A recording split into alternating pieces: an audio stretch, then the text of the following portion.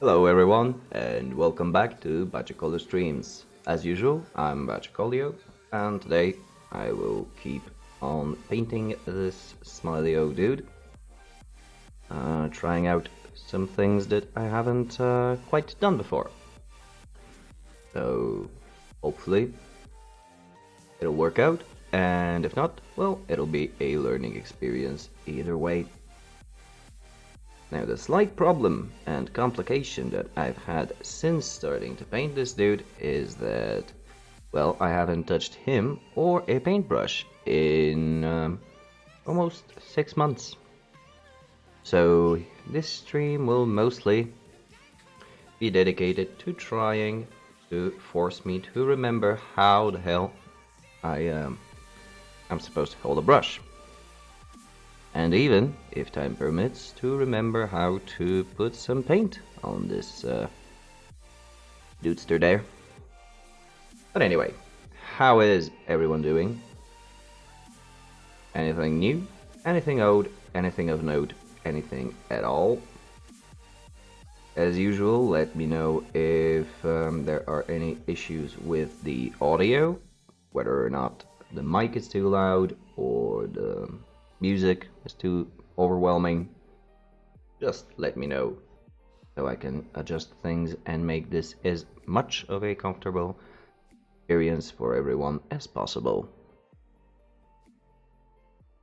I have been thinking about getting a proper mic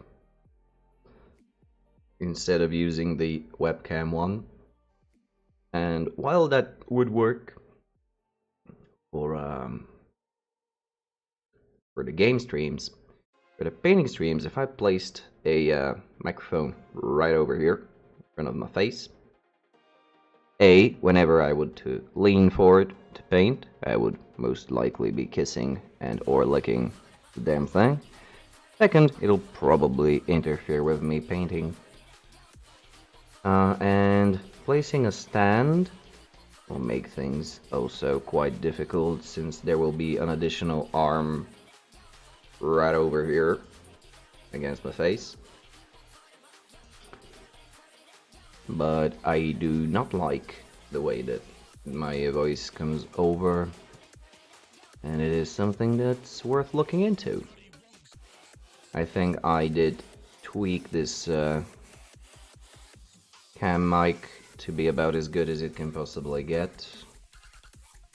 Any further playing around and I might just make it worse for wear, so I'm not gonna risk it for now. It does already have, what, 5 or 6 filters on it, and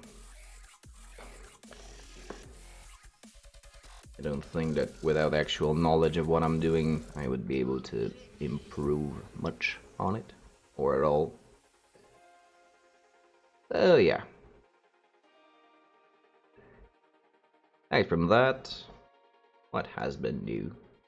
Also, as promised, I did add some thingamajigs around the cam, as in my Facebook, Instagram, and YouTube's, for anyone joining to get an immediate view. In case they want to join, like, subscribe, whatever, just be part of this small group of people who are enjoying their video games, their miniatures, and their board games. Words, again, as usual. Much difficultness.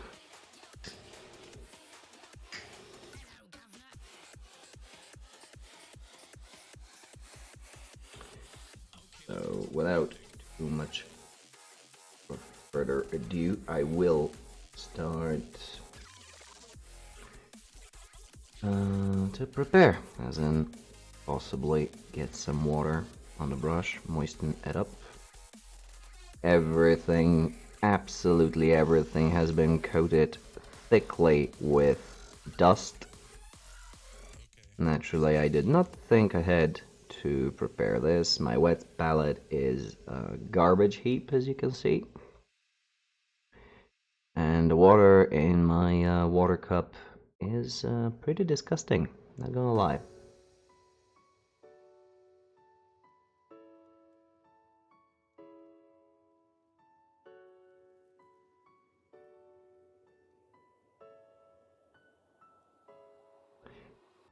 So let's summarize.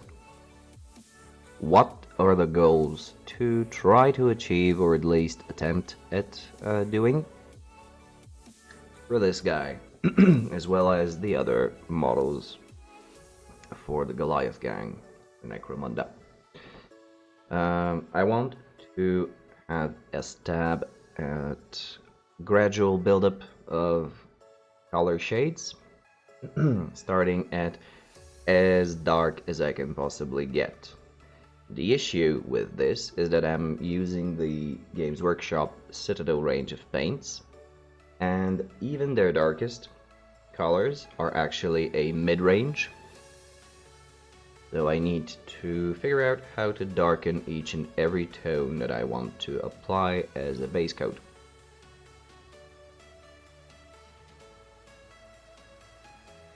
And to that end, I have been mostly experimenting with black. Let's take a closer look. Now, the colors, of course, the camera does not provide an 100% accurate view of the colors, but it'll have to do for now until I figure out how to change a bit of the hue, since the current settings do not allow me to do so.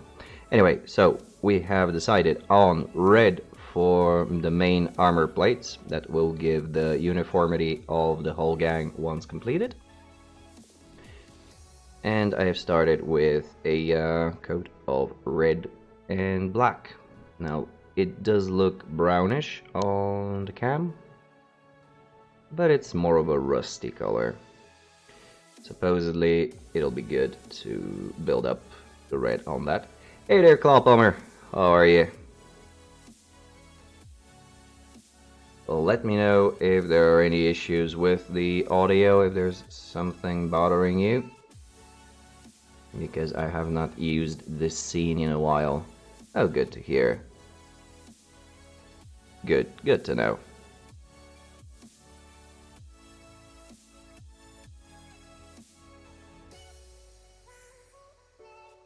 So I was just blabbering on with the summary of what this dude is supposed to become in 1 million streams from now, probably. Both to remind the stream and everyone watching it, and as well as myself. It has been a while. But yeah, that is the general gist of it. Just try and darken all of the foundation colors with black for the base colors, and try and build them up later on, just to see how it works out. So far I've laid down only the red, which appears brownish on the cam but is actually more of a rusty color, and the pants, which I think were a mix of green, black and brown, unless I'm very much mistaken. And it actually ended up being a pretty nice foundation for Cameo, but I will not try this for this guy yet. Build up the Cameo pattern is pretty daunting for me at this stage. Aside from that, most of everything else should be different on each ganger, meaning flesh colors and so pants. The only uniform thing will be the main armor plates that are currently, as you can see, brown reddish.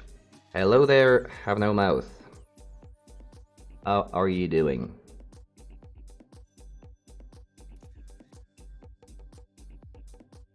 Glad that you guys could join me in my epic quest to remind myself of how to hold a brush. This will be an interesting one. Okay. So that ain't bad. It's better than bad. So it's okay in my book.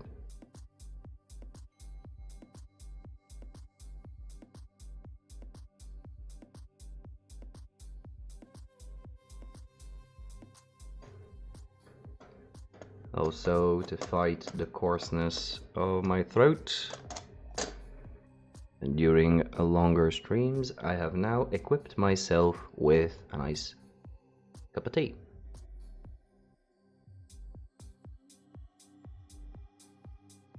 Instead of plain water. Right, so what will we get on with to begin with? I think the flesh would be a good place to start. So let me get Foundation Flesh, which happens to be the Bugman's Glow. And the main auxiliary, again, words difficult. The main auxiliary color for darkening everything up, good old black. Hopefully this will not completely destroy the saturation of the colors. So far, for the red it kind of has, but for the green-black, came out pretty well. I may actually say that it has gone a bit too light for what I'm trying to achieve, but it'll have to do. Right, let's see if this contraption, if I remember how to use this thingamajig for my elbows.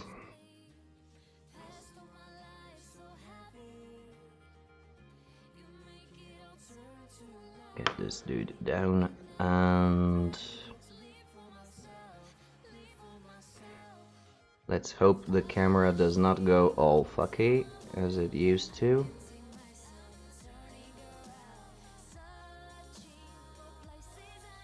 Yeah, this is a standard issue that I am having. It's me getting overexcited to build the models. And specifically in the case of the Necromunda gang, I wanted to have them built so we can actually play with them if we get the chance to schedule something. I just wanted them to be ready. It will be a challenge to get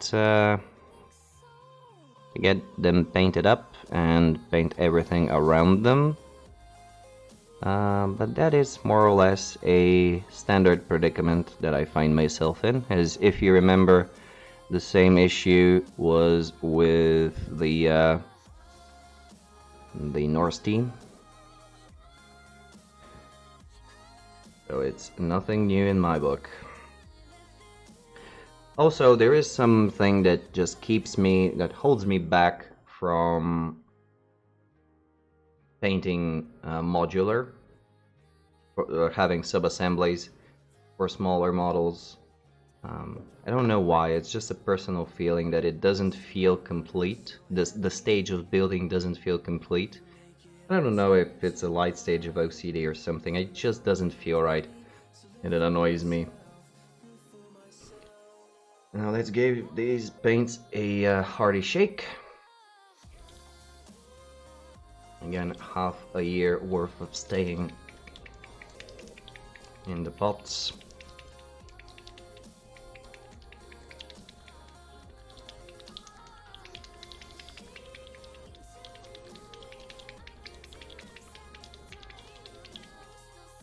And I see that the paint shaking is quite auditory. It's catching on the mic. Sorry about that, but there's nothing I can do about it.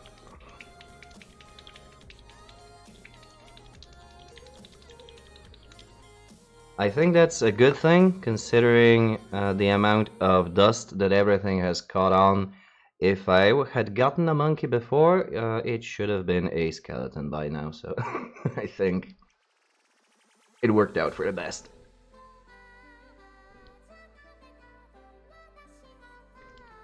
But yeah, good call. I had forgotten about that. Also, if I ever manage to find a program to play music that doesn't spam the chat window, it would be just grand. I did try, I looked through a few, but most of them were playing only song by song, as in I had to click through every song. There was no option to create a long playlist. So for now, I'm gonna use the pretzel. But I am looking into changing that.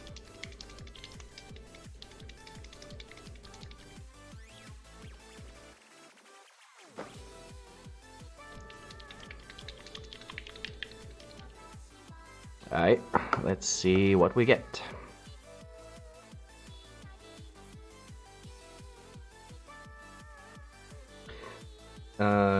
True, but not everyone posts their things on YouTube.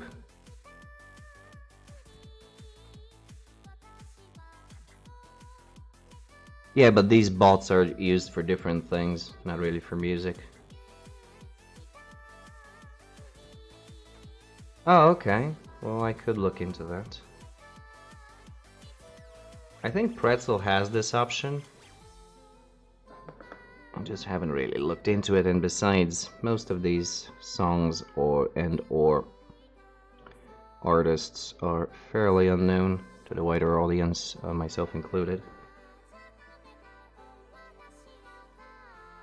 So I'm a bit doubtful whether or not there's a point to it, but we'll see.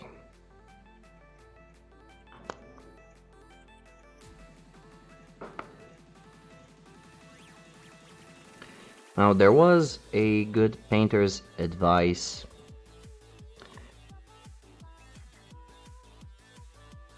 Yeah, I did check through my videos, and actually the first episode of the Fallout campaign has been copyright claimed because of the song by the ink spots in the beginning.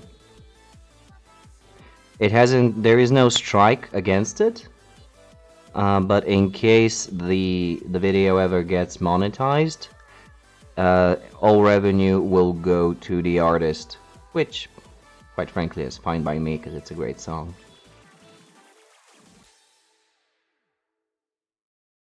Yeah, let me check on that, because I think I just left it to play whatever. Let's give it a check.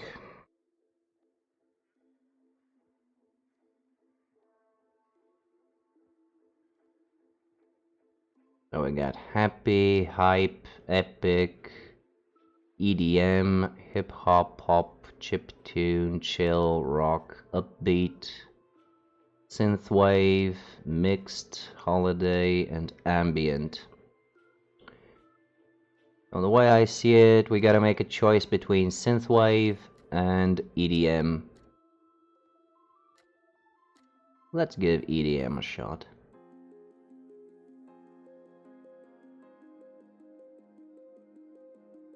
Synth, okay. Synth it is. There we go.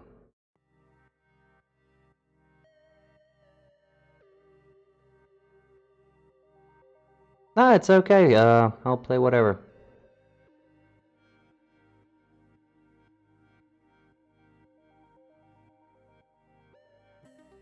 Let's keep it on synth for now. If it's too annoying, I'll change it.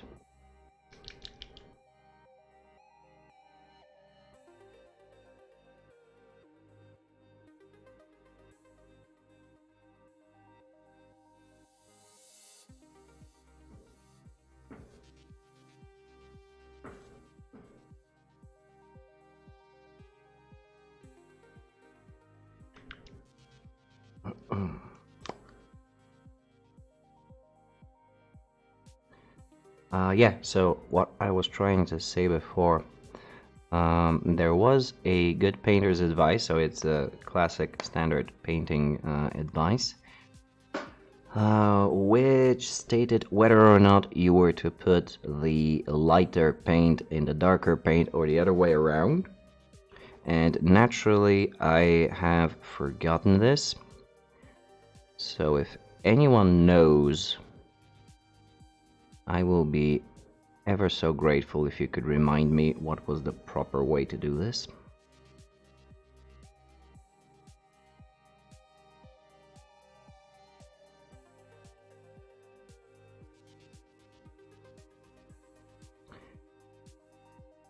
Yeah, it stems from classical painting, so it's the standard art styles. But I honestly don't remember, and I've tried to remember because I've heard it a couple times.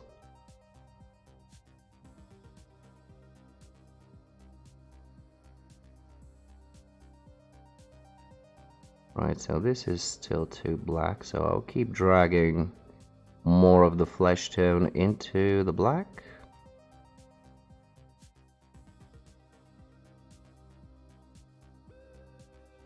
Anyone who has painted.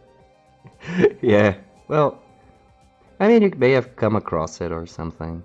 You never know. And it bugs me because it's pretty much a really 101 type thing.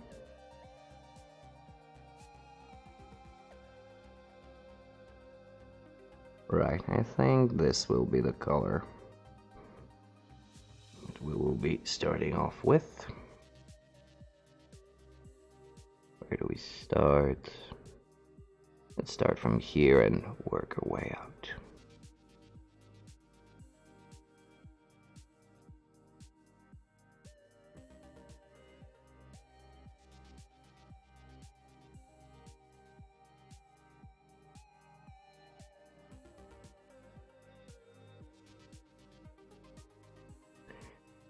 I have completely forgotten how much the camera actually is in the way when I'm doing this.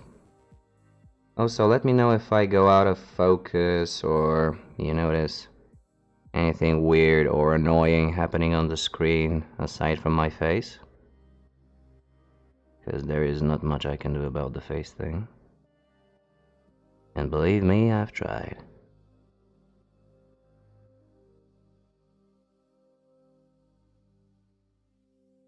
So should this be flesh or is this a part of the body? I have literally no idea. These models have, while being awesome models, deciphering what the model actually tries to tell me is a completely different topic in and of itself. There are so many intricate thingies. For instance, would this be part of the flesh because it's not sculpted as muscle? But right here, this is obviously a muscle. So would this be some sort of plate, or does this go, or the tubes go directly into the flesh? Should I just take artistic license and cover it? Yeah, why not? I should actually have some painted models on screen for reference, like the GW ones. Yeah, artistic license it is.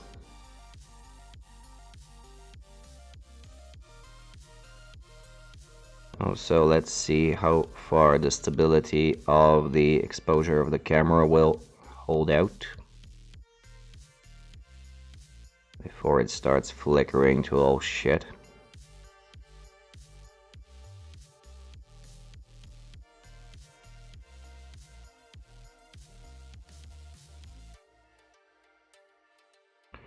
So this might be a bit of a darker color than I wanted to go for, but it'll work. It'll build up quite nicely. Again, it did, as you can probably already see, severely desaturate the overall hue.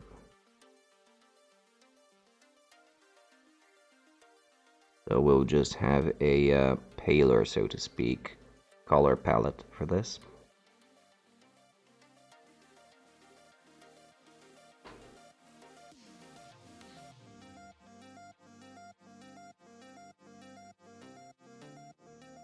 And here I'm already noticing things that I missed to paint initially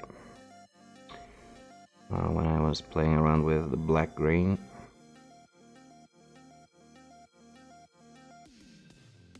Oh well.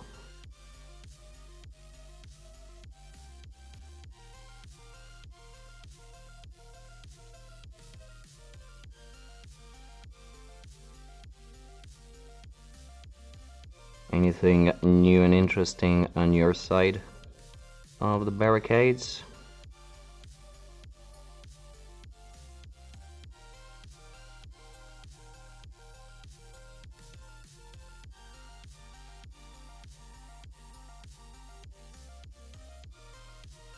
Otherwise, I could ramble on a little bit about the copyright claim that I got. YouTube has significantly changed. Nothing to be proud of. Well, some things work out. Or just interesting little, using Bob Ross terminology, happy little incidents. You never know what will take form of something better. What might be the beginning of it. So on. And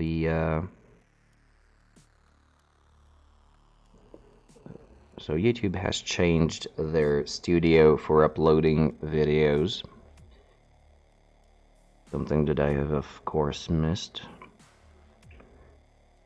And now it does allow for some actions to be taken from my part regarding this copyright claim. So I can either mute the song, or I could change it with something else. Pretty diverse. I haven't taken any action yet, because it stated that it is just a claim, as in any monetization that comes from the video will go to the artist, the original artist, which in the case would be the ink spots.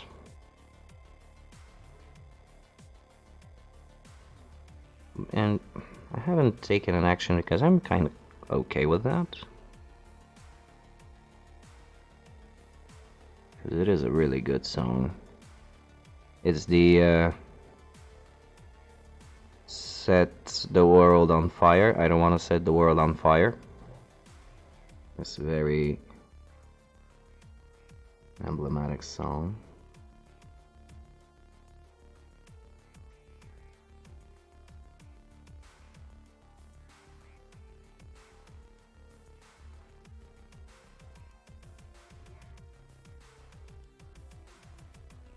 But if I want to get cleared of this, I can just mute this part. I probably was silent anyway, to let everyone enjoy it. It shouldn't cut quite too much of the content there.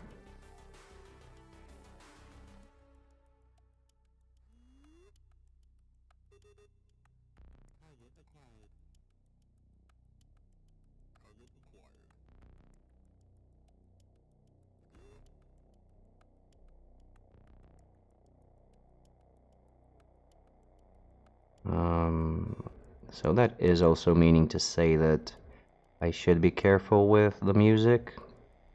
Because I was thinking about just going fuck it and play Spotify or whatever. But when it caught that, and considering it was pretty low volume, yeah. Not that I am monetizing my videos, simply because I don't have enough views or followers to get partnered with YouTube. But still.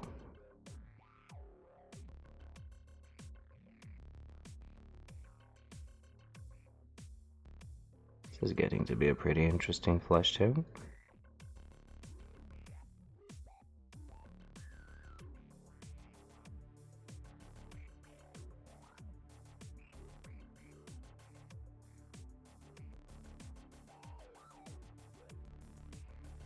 I hope I'll have enough of this melange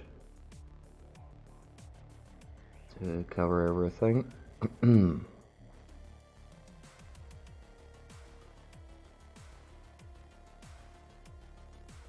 Oh yeah, a new Dune movie was announced quite a while ago, but I wasn't streaming, so I might as well bring up the topic.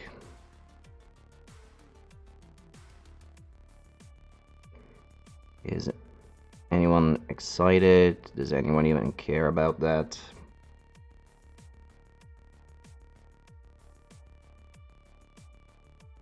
I think it would be nice to see another rendition of it.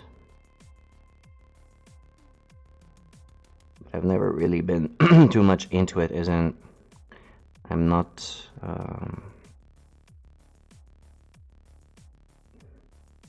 haven't delved too deep into it. My input on the matter.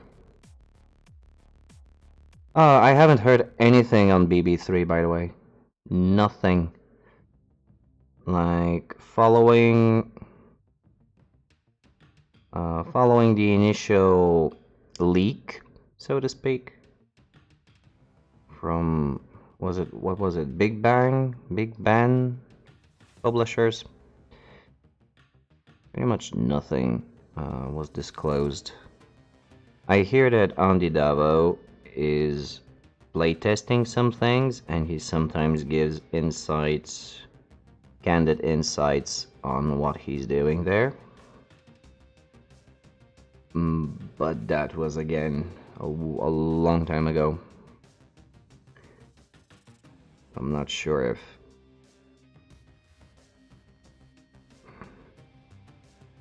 Really? Will this coincide with the new rules from GW if they decide to... Because it... Right, so one of the things that people are most worried about is that BB3... Well, that's stupid. I mean, getting a 1-turn is hard enough as it is, and it should be rewarded both for being attempted and succeeded. I don't see a reason why it should be taken out of the game.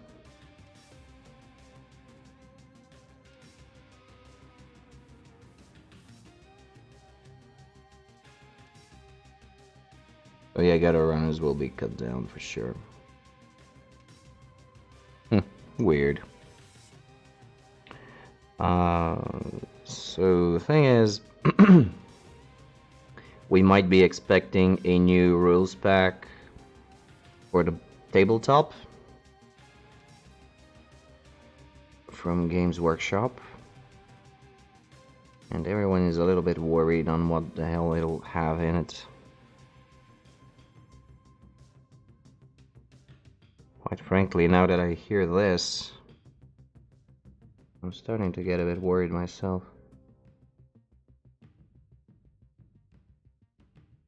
Well, you can still 1-turn touchdown with movement 10. But it makes it a bit harder. That's 3 pushes.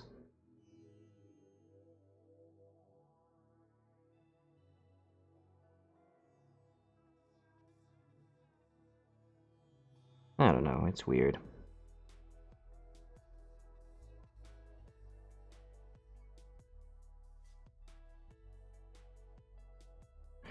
I don't know, because no one has been hinting at new rules for Blood Bowl like the tabletop. But it's strange that it was sort of disclosed from Big Bang and then hidden away. I think they just bungled it up, and the reporter was absolutely a video gamer and not into the tabletop part of things, so he may or may not have understood what was going on, what was actually being told to him. Oh, no attribute can go beyond 10. Okay.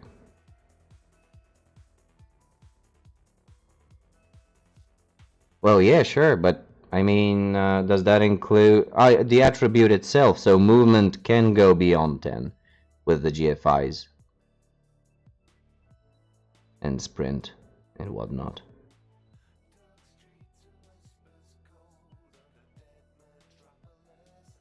Yeah, okay. So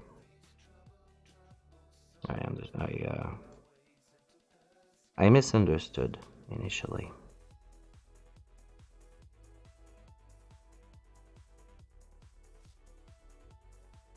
But wait, I think that also in that case that shouldn't that apply to this to Blood Bowl 2 as well?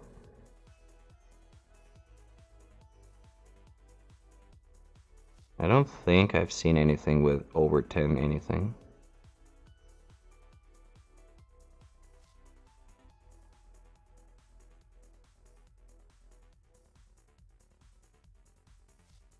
What is? Ah, yeah, okay.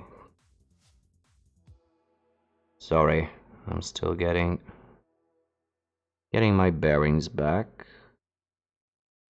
to doing this.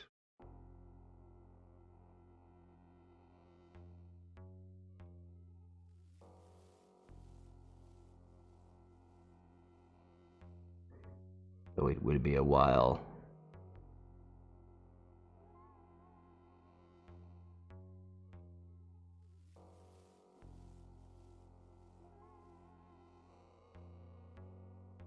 Yeah, him being the other like big streamer, along with Andy and Kanor. They may have some information. They may be involved in the builds, but no one really knows. It was pretty stupid of the company to blunder that. There's just too much commotion about something that we don't know anything about.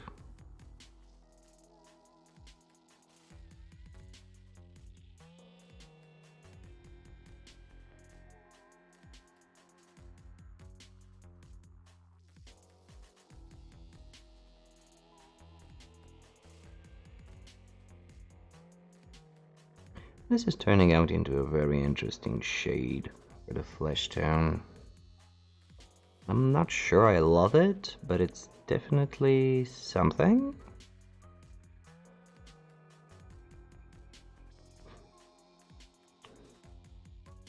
I was hoping for a more grayish tone rather than brownish, but if that's what we work with, that's what we work with. All right.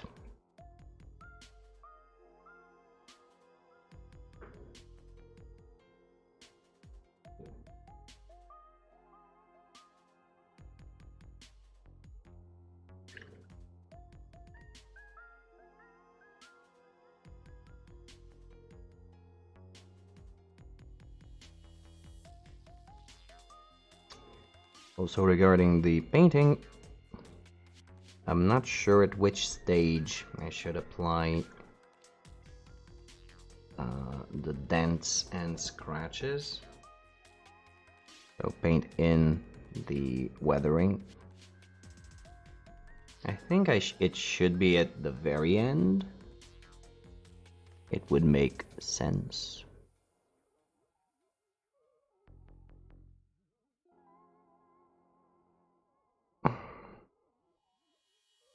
That'll be an interesting thing to try out. And it will be a first for me.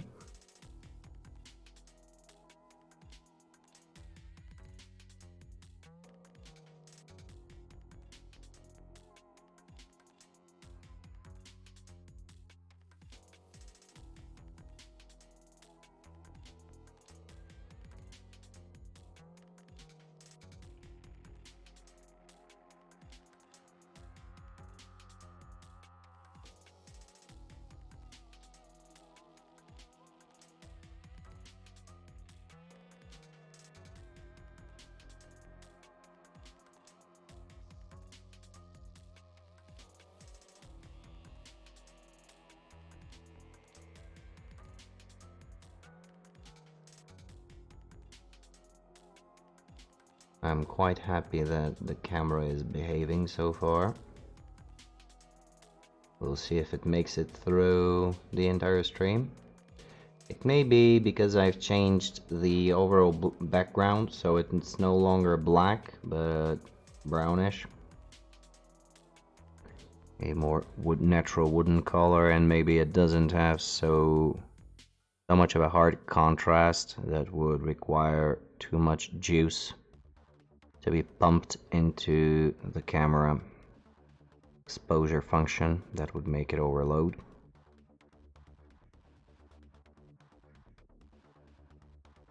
Of course, I could just be talking out of my ass, because only time will tell.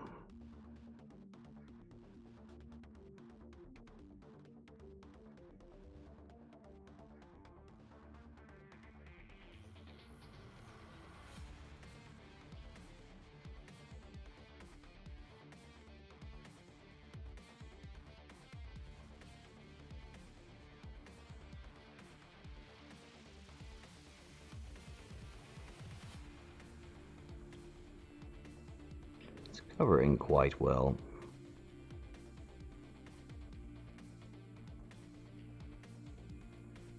Because it is actually a mix of two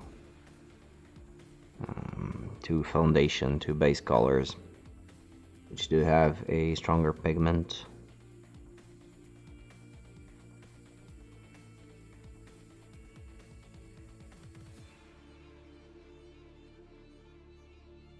Considering how much I water these paints down, still tend to cover pretty well, pretty quick.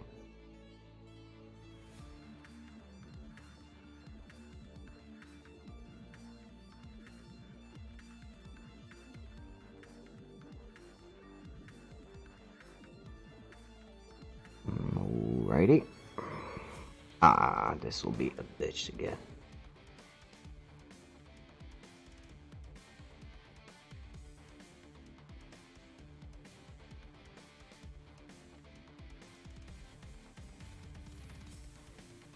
Right here.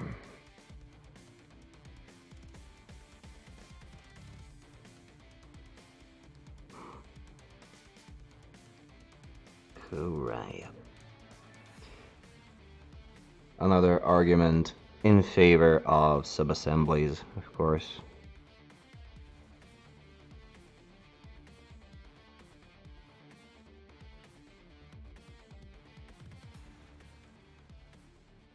Or another way to go around this is to prime black, leaving such hard to reach zones pure black leaves the impression of a strong shadow in the area, and you don't really need to struggle to get paint in these nooks and crannies.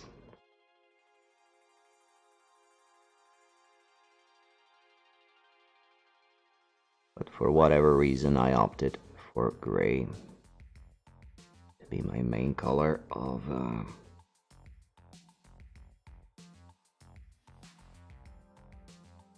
priming. I'm not saying anything new today, am I?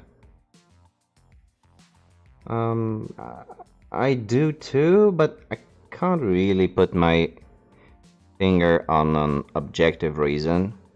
Because I always tend to cover the primer completely, so leave no opacity. Yeah, well, actually, if you do zenithal, do you use 3 primers or 2? Yeah, no, zenithal priming is good if you're making a big showcase piece, like something that's 75 mil or something that where it will actually make a visible difference. 2, just the black and the black and the white. Because I've seen some people do 3 layers, so you get the spray from the bottom with the black, you get a horizontal with gray, and then you go 45 from the top with the white. Okay, yeah. So gray whitish.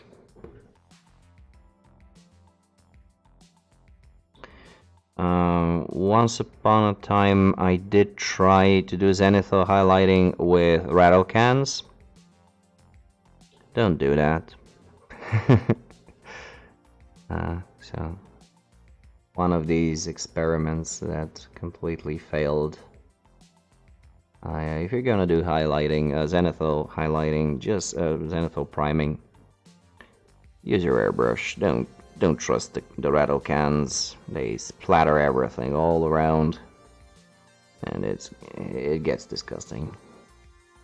Very hard to cover. Sometimes it gives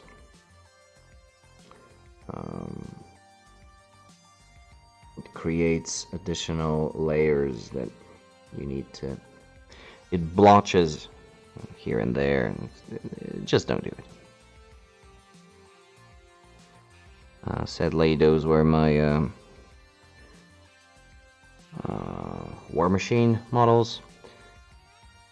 Not the ones that I actually ended up painting, but the Protectorate of Manoth part of the two-player starter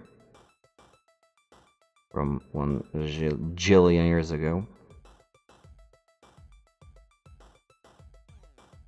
On that note, have you had the chance to check out the new project that Privateer Press is working on? Their sci-fi version of a board game, of a miniatures war game.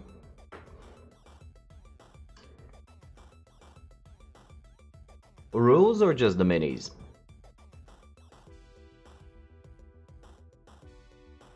Because everything is pretty much early stage, I think. They don't have a Mark 1.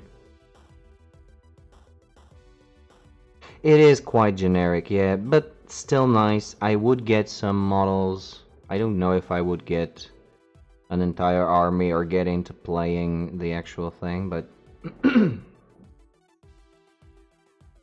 Oh, okay. Which one? Because I haven't seen any videos on it, just the actual Privateer Press streams. They stream on Facebook, if anyone's interested. For whatever reason, they have Facebook streams.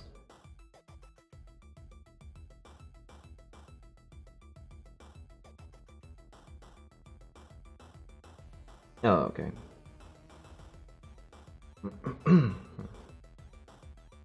Yeah, it is very iffy. The overall direction that they're going with the very oval sci-fi is... I don't know, it's very Infinity-like. And at the same time, I don't know. They look like Infinity cross Tau, something like that, for now.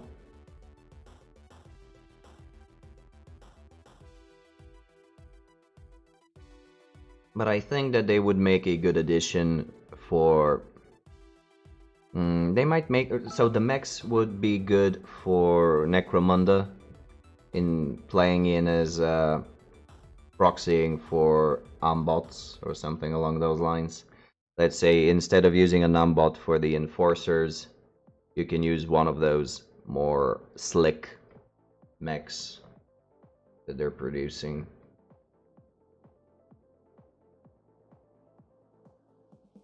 I don't know, these were pretty much the only thoughts that came to mind at the time of seeing what they were showing.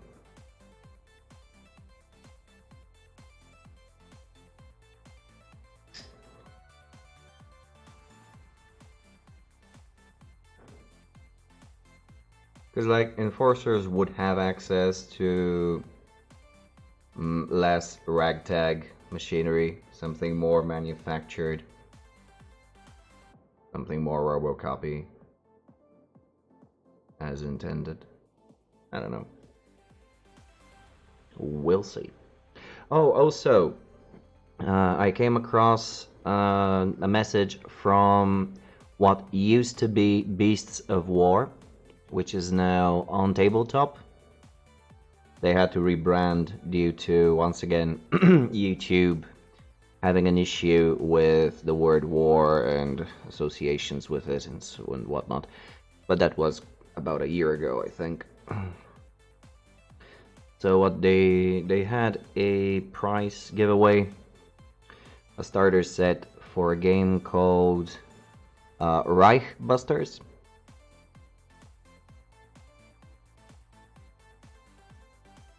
And it kind of looks like the old Gears of War and Doom type board games. So a hybrid game with tiles and some cute minis. And for the world of me, I seem to remember that there was a game like this like 2 or 3 years ago. That was just mentioned here and there, but they stated it as a new thing, so I'm not really sure if this is a re-release or because it had again some nice mechs. I don't know why I always go for the mechs to get an idea of the main theme of any miniatures range.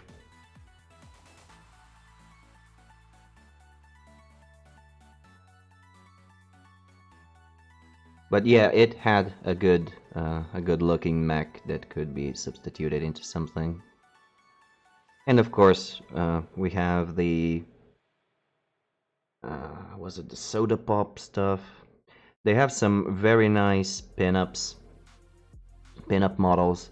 So a mech and a cute anime type chick that's mounted them in some way. They do look awesome. If I remember to do it, I might show you some pictures. But I don't think that they are applicable to many games as proxies. Mostly just display pieces. Sure thing, dude.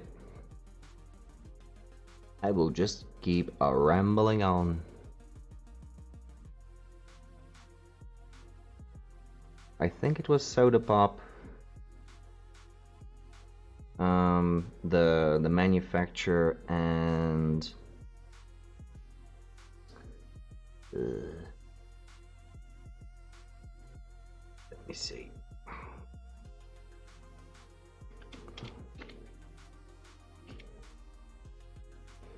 The game was Relic Knights, maybe?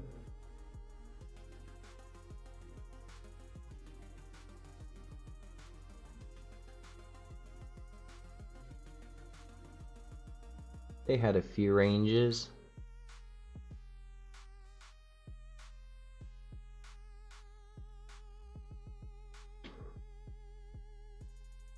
One Shot was the mini that I always remember. Yeah, exactly. Well, let me give you a screenshot of what I'm referring to.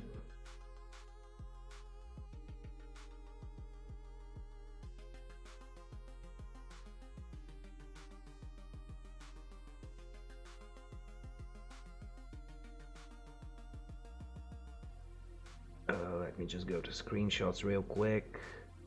There, this is the type of miniatures. I really like the concept of them. They also have some chibi stuff in the pack. So in this case, you have this little dude being the grenadier, the ammo carrier, or whatever. And you have the cute chick. And you have the pretty cool mech as well. So I think these are pretty good for display pieces. If not for play, I mean, I haven't tested it out. It does seem to be very tokeny. Like there are many tokens involved in Relic Knights. But overall, it's pretty cool.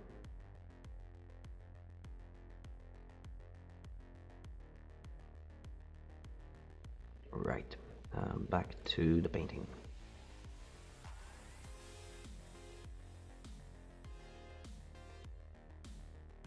We'll need a bit more of the black.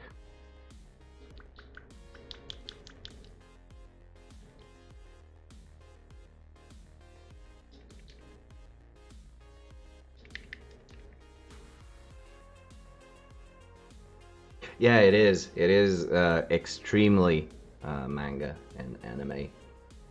So if it's not your style in general, yeah, you wouldn't necessarily like them.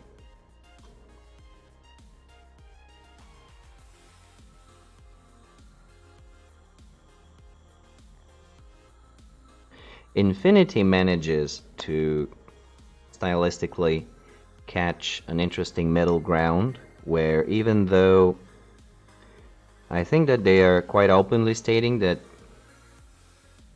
their ranges are strongly influenced by anime, they have managed to not get it quite so hard in with their ranges, especially with the sculpts.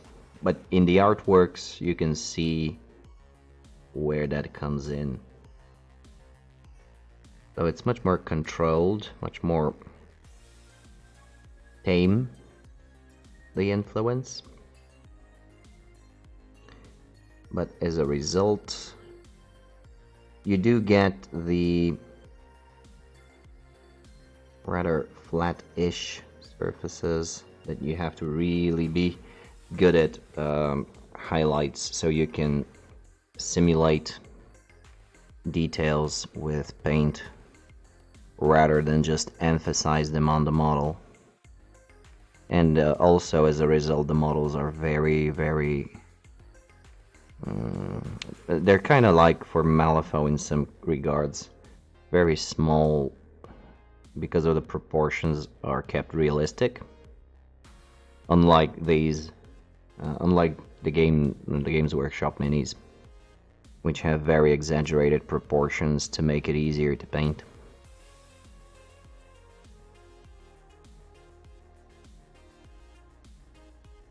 But of course, it's all a matter of personal preference. This is why it's good, and I like the fact that there are so many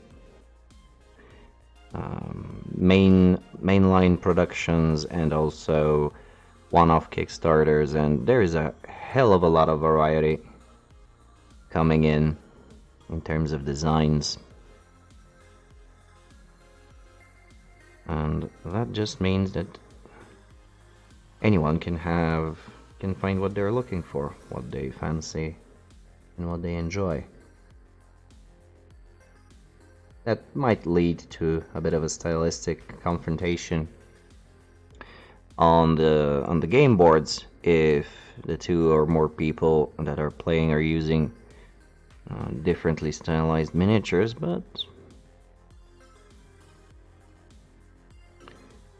you have to be a particularly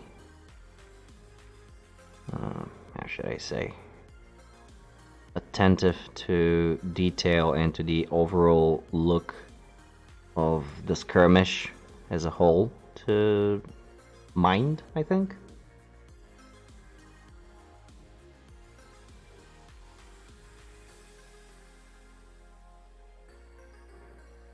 The World Cup for Blood Bowl was one such event.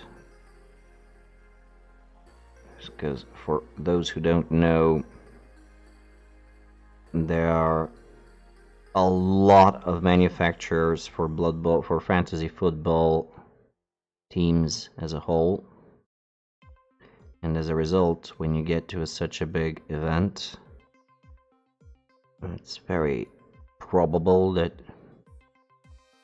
the overall style of the miniatures that you use would have nothing to do, would be nothing alike the ones that your opponent has.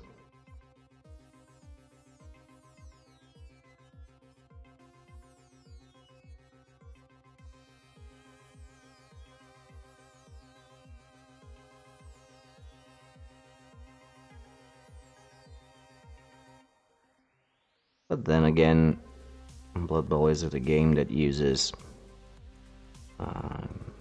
terrain in the proper sense of the word. You are playing on a board, on a cardboard board. So uniformity of style with that level shouldn't apply.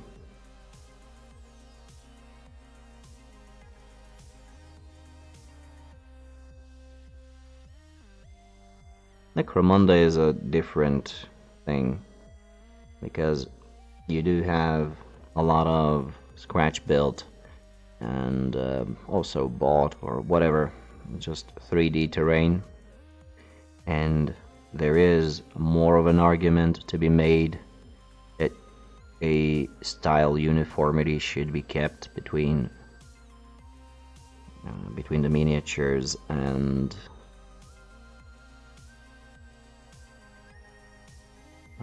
whatever in the terrain.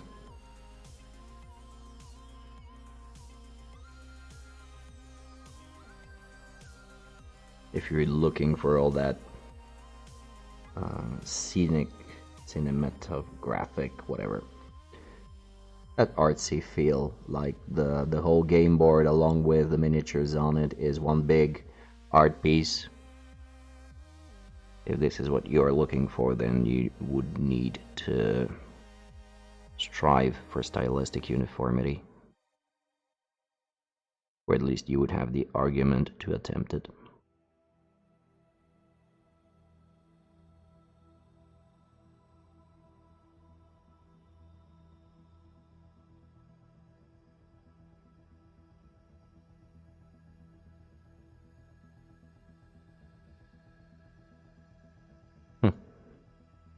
Again, really did not expect this to come out like this. The flesh, I mean. It's a really interesting color. And in terms of, because of the foundation, how it turned out, this can actually go, I think I can go for both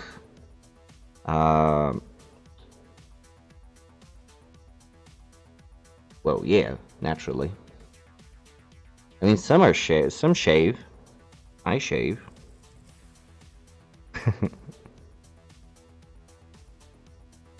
But who says that art snobs cannot be nerds? I mean, come on. Give us some props, Dan. So from this foundation, I can go both for Caucasian and for African skin. Because of the desaturation, it doesn't really hold much of a hue towards it, but it does keep it warm enough so that it does look human-ish, or at least I think so. Correct me if I'm wrong.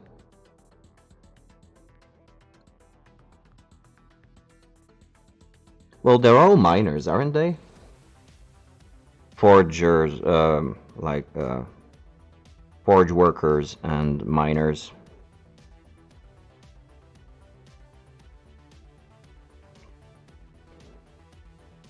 The Goliaths, isn't that their main non-gang purpose in the hive?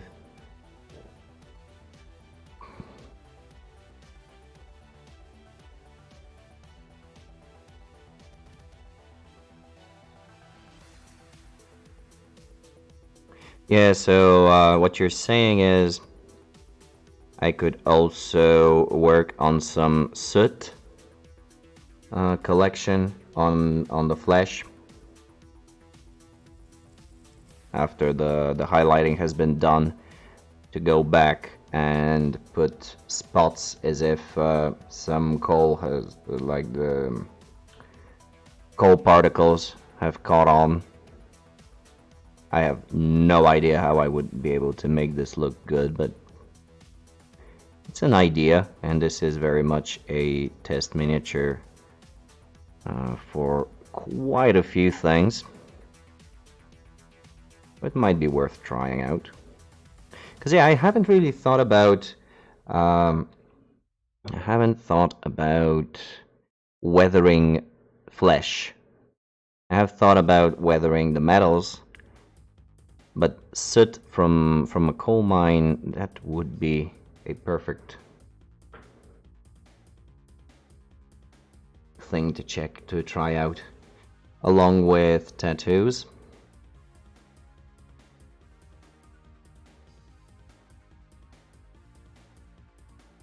But I'm really scared about trying tattoos, because here is the thing about them, about painting them on a model. They need to have a certain level of translucency in order to seem natural on the body and not just painted on, although technically they would be. And it would be some, if I'm going for a realistic view, which I'm by no means gonna do, we could go. Yes, but that's exactly it. That is probably the worst option of the bunch, because it will be stapled on. Like it will give additional detail, and I would need to play around a lot in order to blend down the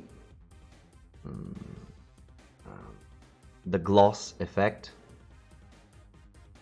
And I've tried this with the standard decals for decals, with numbers that I use for the bases for the Blood Bowl minis, and it really doesn't cover up that well. So there is always some more shine to it, and it'll be very, very artificially stacked on. And if you're painting them right, from what I've seen from other miniatures that have been painted on very well, there is a translucency, so you can see a little bit of the color of the skin showing through the tattoo. And even though that isn't realistic, so to speak, not necessarily realistic, it looks very good. It looks like this is part of the flesh, the tattoo. And also you have some something to play around with the exact color of the tattoo, so it needs to be black greenish and whatnot, unless you're going for the runic type tattoos, which I think we did look at one of the Norse teams, the Asgard Sons, being painted by some other people that had these, the bright blue source lighting tattoos that look pretty cool.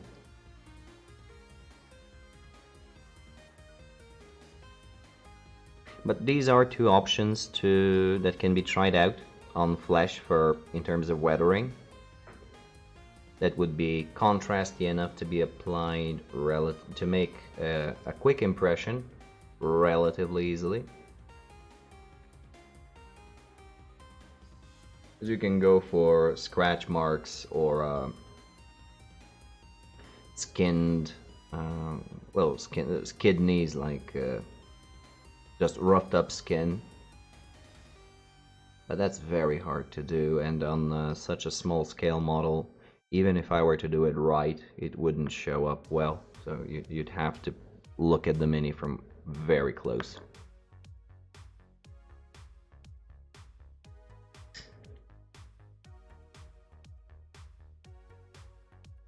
Okay, let's take a quick look if I missed anything fleshy. I think I covered it all up. Yep, seems like it.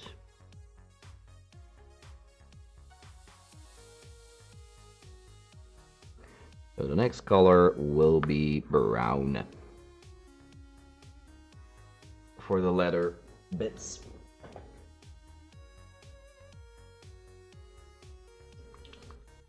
There isn't too much, mostly just the boots, the handles on the grenades, the belt, and part of the harness, the straps of the harness and the armor plates.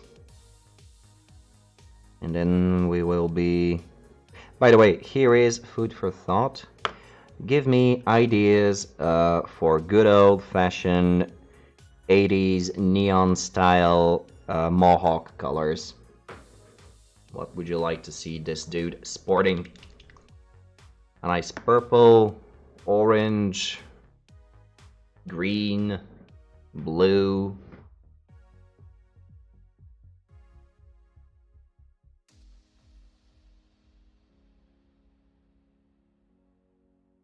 It is kind of important because, as you can see, since everything is going into the desaturated route, the mohawk would actually act as a focal point. Pink, orange. More rave, I'm thinking. I just prefer that style. Pink, orange.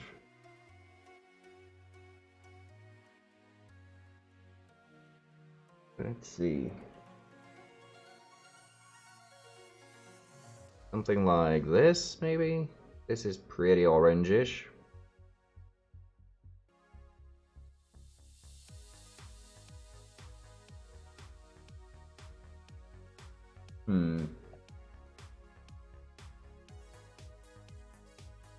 So I want to make it very bright. Unlike the dark elves that I painted, I want this to actually stand out. Because initially the idea for the industry elves was exactly to have very bright strands of hair. Lighter than the orange. Okay, so I'll just mix in some white. That should pale it out.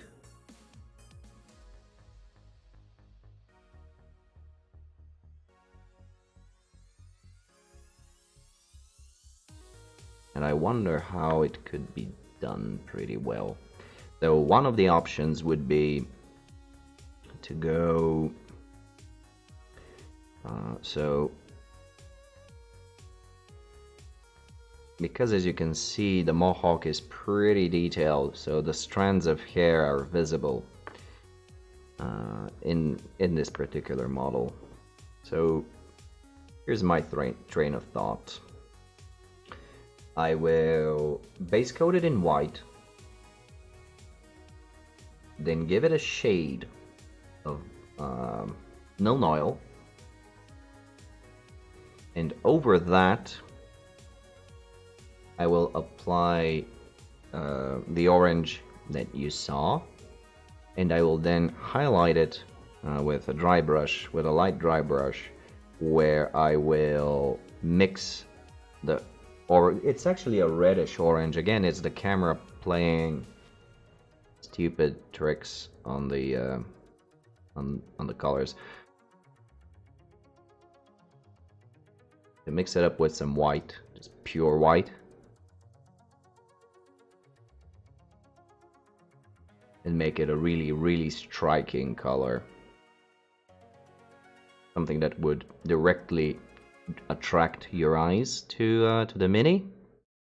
And from there, being at the top, you would then start to, the eyes would start to go down and look for the other details. Another possible focal point could be the gun. So it's either the gun or the mohawk, but I think the mohawks will be a better idea.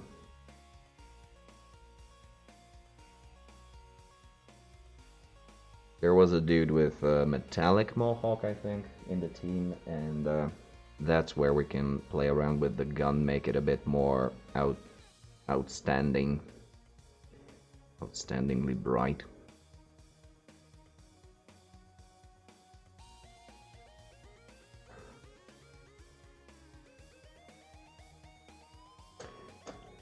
Okay.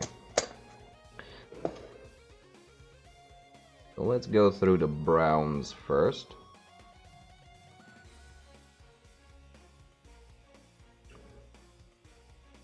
And then I would probably need to paint the grenades. And then is the last thing for today. I'll try and go for the mohawk. And the rest will be just metallics. And I don't like to alternate standard acrylics with metallics. in the same paint water, so that'll be it probably for next time.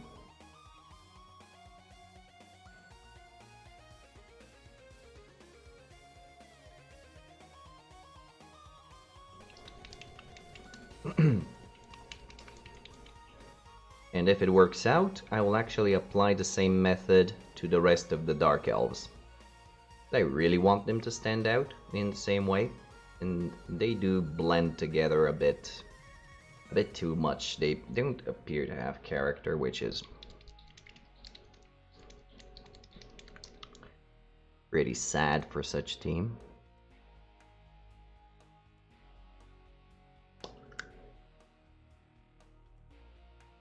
And for the idea that I had while painting them. I thought that a single strand of hair would be enough, but I don't think that would be the case. Well, apparently it isn't, since the whole team is ready.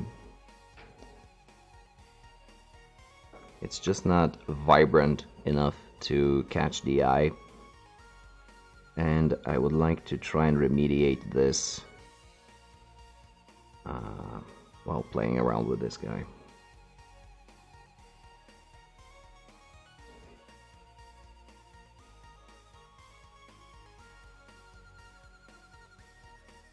So it's one of these things that I would prefer that it would rather work than to just call it, well, it is what it is. So here's hoping. Meanwhile, doing the same thing I've been doing to all of the colors so far, just mixing black into them.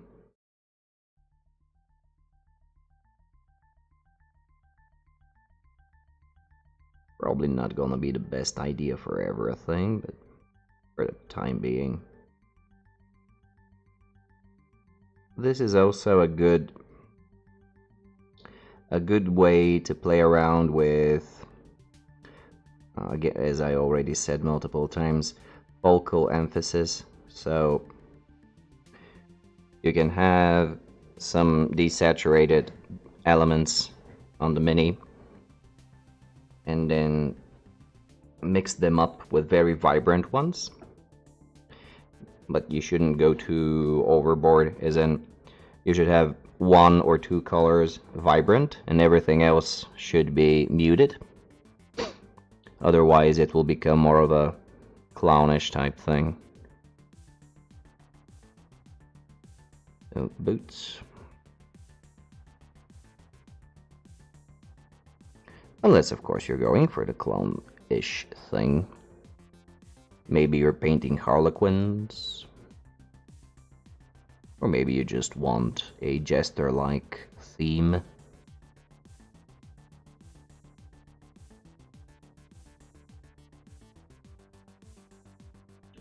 I am going to paint these heels as part of the boot, although they are sculpted as additional slabs of metal with the spikes, but I will just color the spikes in metallic, because just having the heel as a slab of metal just doesn't work for me.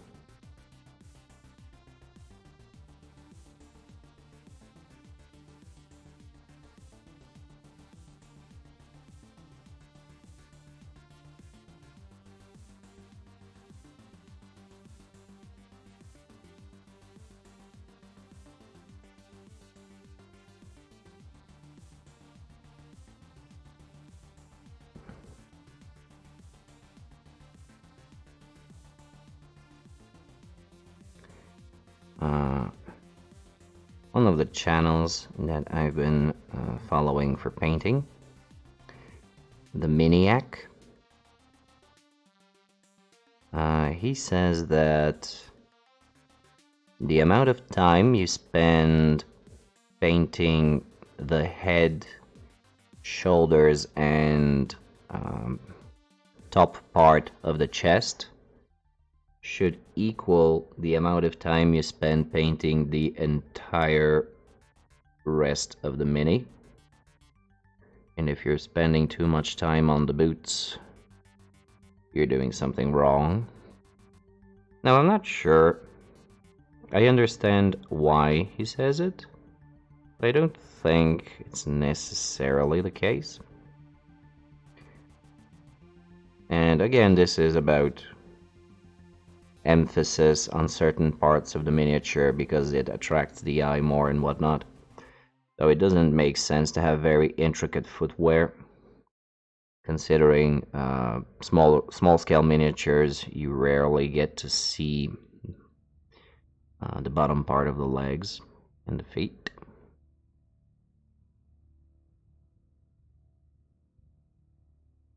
So overall, he is right, but doesn't mean you have to just slapdash everything else together.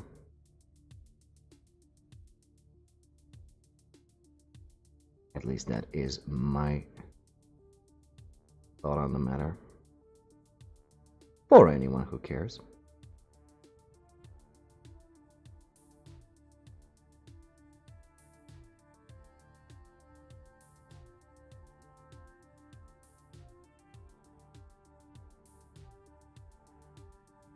So far, this looks like a very fun mini to paint.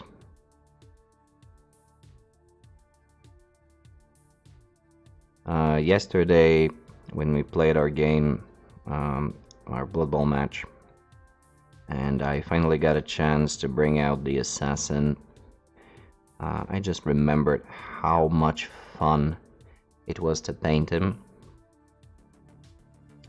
because he has a lot of very large and very pronounced detail. So it's not that much about simulating details and simulating color transitions and whatnot, rather than just highlight and underline the already existing lovely sculpt.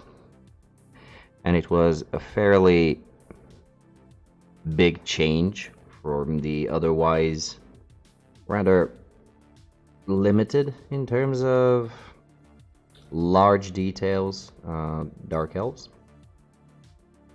because they do have a lot of details, but they are very how should I say,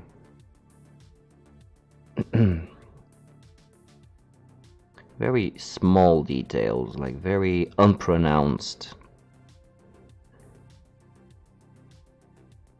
And working with them was not fun. I can just say it outright. It was not fun to... Like the rims that they had on the chest plates, to color this in metallic was just so annoying and painstaking.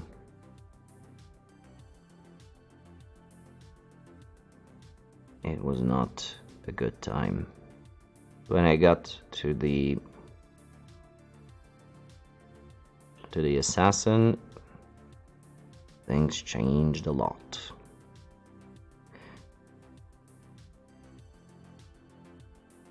This, of course, does come down to overall skill level, as in what I had to do on the assassin was a lot less skillful, because you just highlight and underline already sculpted detail, whereas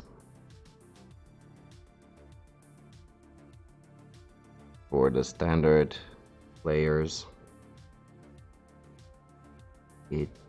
you had to add some to create detail, the illusion of detail, and I'm not skilled enough to do that consistently or well in general. Ugh, so many straps on these boots.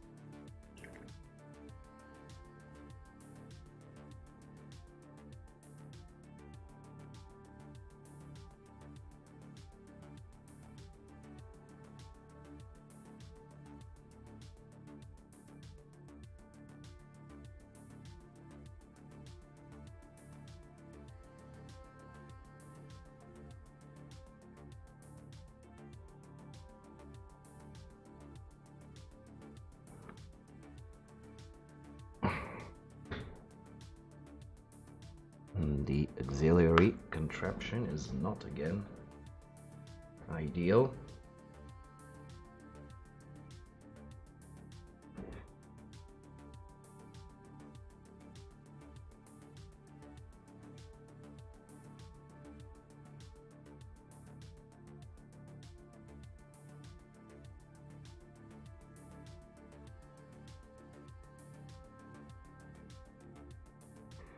Is going pretty smooth so far. I gotta say, I expected to have quite a bit more trouble getting into painting than I'm currently experiencing, which is a good thing.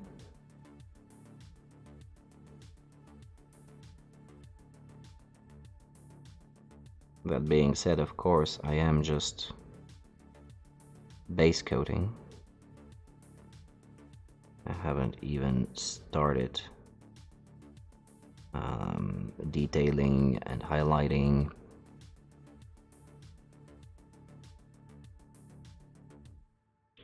I wonder if I should go like I usually do, as in build up layer by layer, or what I've been consistently seeing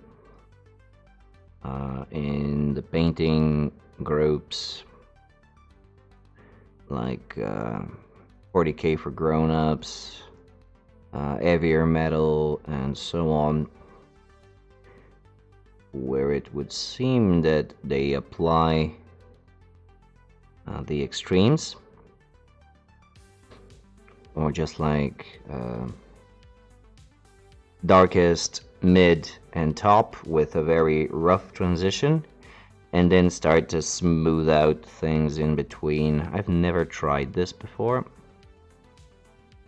at least not that I can recall, and this is how they mostly manage to get these beautiful transitions and overall effect. Problem with that method is that it's much more time consuming than what I'm doing, even though it doesn't sound like it.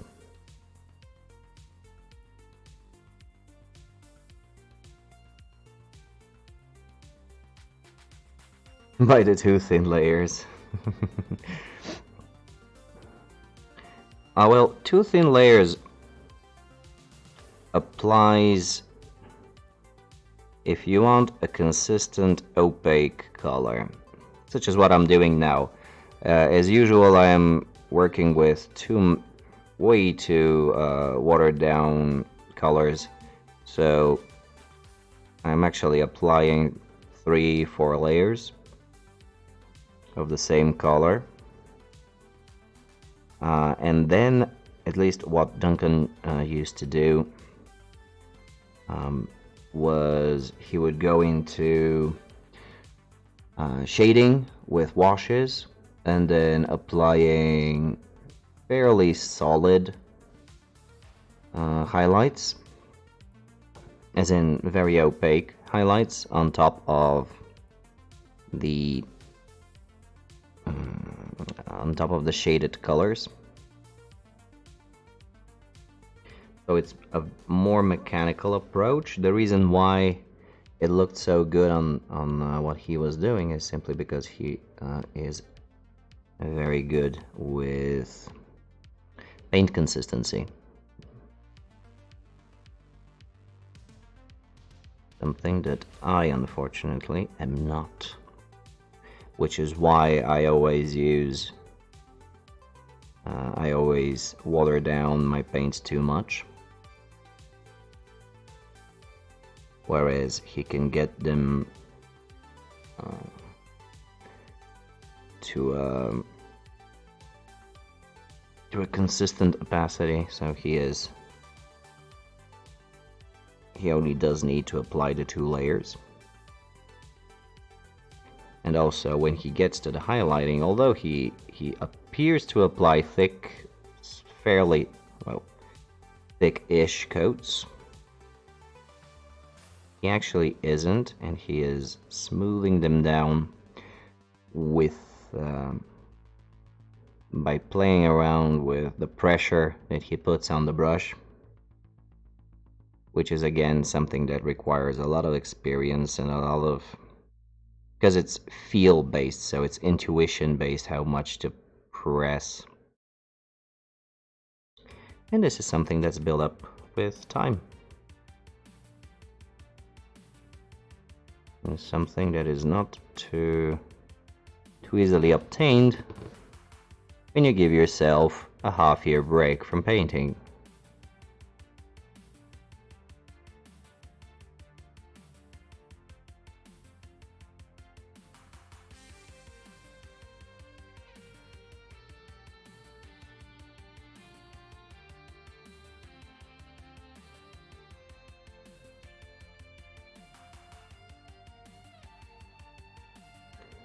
So we'll see how things work out.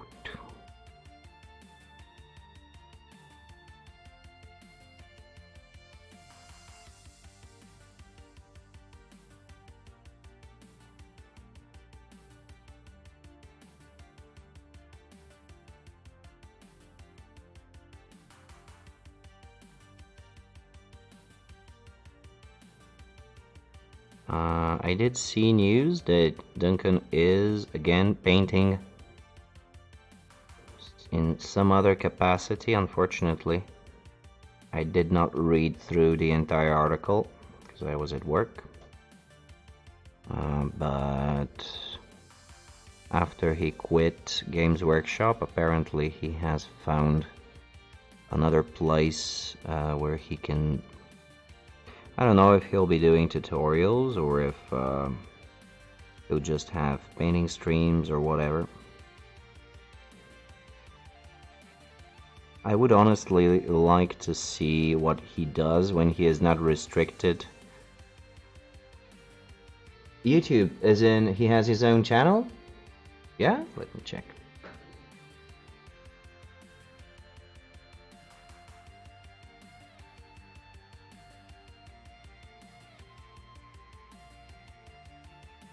Oh, okay. Hey everybody, so I've seen a few questions floating. Whoops.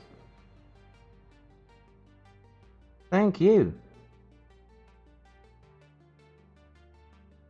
I'm subscribing to this straight away because I'm really curious to see how he actually paints when he's not restricted by having to use Citadel ranges and dumbing down his skills so that he can make what he's doing more accessible. Have you had the chance to look through him, Clawpalmer? What's your opinion?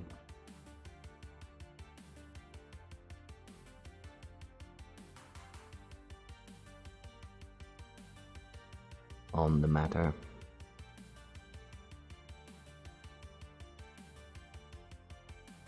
No, okay.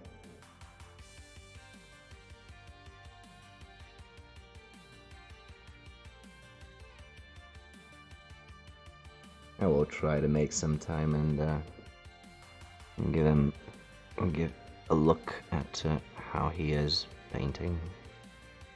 Because again, I'm curious, because he's obviously a very skilled painter.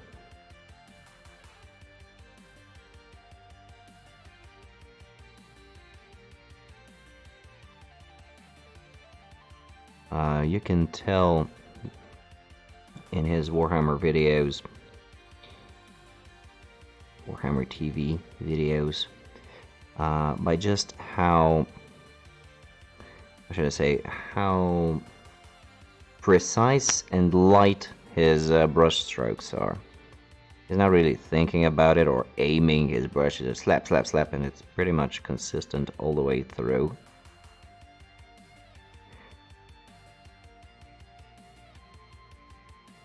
So again, I'm interested to see what happens when the gloves come off and he can actually go all out on a model. Started a little heresy war.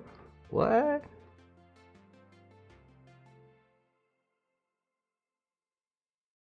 Oh, nice. Okay, let's check this out, guys. Nice. So is that a Mechanicus head with uh, Chaos Marine body and some conversions?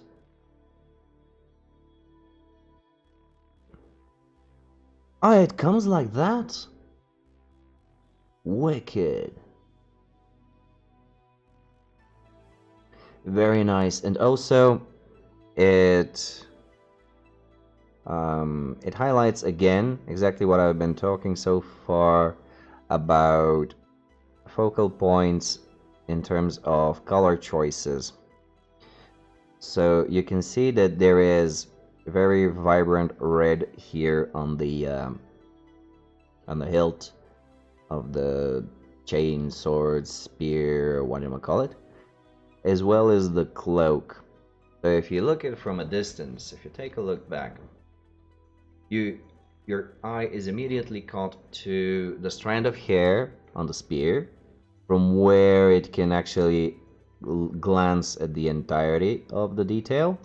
Then it glances onto the cloak and the scarf, and from there you start to see the other things. You can very gradually take the model in, so to speak. And I like that. I like that very much. Very, very much.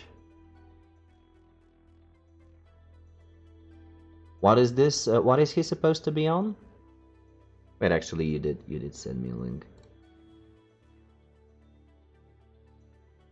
Buff, you're welcome. I mean, this is what I say. Oh, this is an awesome looking thing. And you see here, on the other hand, this is not as represented as it is here. The reds here are much more muted, and there really isn't an actual focal point on a Hellstrider. That's a brutal model. And the closest thing that you get to something that attracts the attention is the highlighting on the golds and on the black metal here. So emphasis on the model falls on actually on what he's riding rather than the rider himself. At some point, yeah. This looks like something an orc would make. It is pretty busy, but it looks cool. I mean, it is cool. Sorry. It's very cool. Yeah, but from that point, your approach here, I like it better than this so far, because the rider is a relatively small part of the whole construction, and if you manage to keep the vibrancy of the red, you will actually be able to see the rider straight out instead of him just be melding into the whole construction. But yeah, that'd be cool.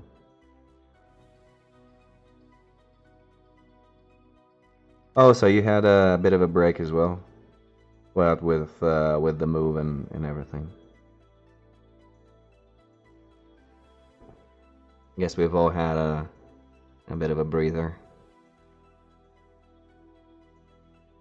Yeah.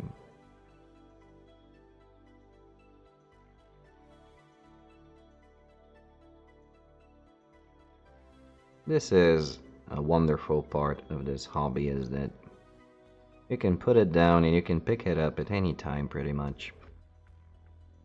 Unless you're actually racing to get things done for a competition or for a game or whatever. It's something that you can just put it down, put it in a box, and when you feel like it, just open the box, put the things out, bam, you're back in the game. More often than not, with pretty reinvigorated um, approach to the whole thing. Because again, I did fear that this stream I would be struggling a lot more with the paints and with the brushes and overall the positive experience of painting. But for the moment, it's actually been really good.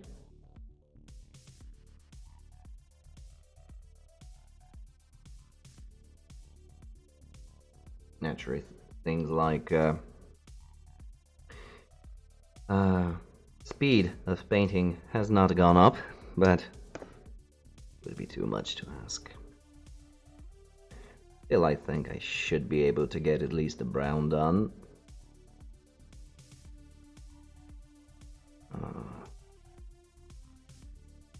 Brown, the... Is there enough of a color difference between the brown and the flesh? I think there is, but it doesn't show very much on the camera. Maybe it's because the reflective surface that I use for the lamp is yellowish, and it gives an additional hue of yellow brownish to the whole scene, and it ends up giving unrealistic color variations. Also, the monitor that I'm watching this on is also very old. The preview window, that is. The second monitor I have is from somewhere, I don't know, 10 years? Maybe more. Yeah, more than 10 years. So the colors have sort of faded out a little bit. And it doubles up filter on filter on filter, and what I'm seeing in the preview window is pretty ghastly.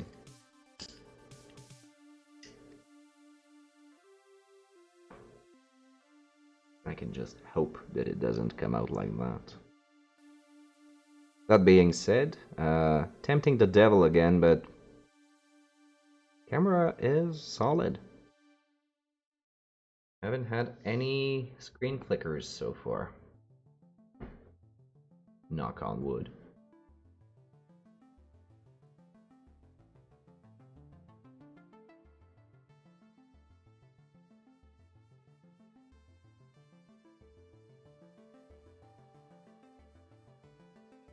And I've decided to go with fixed exposure.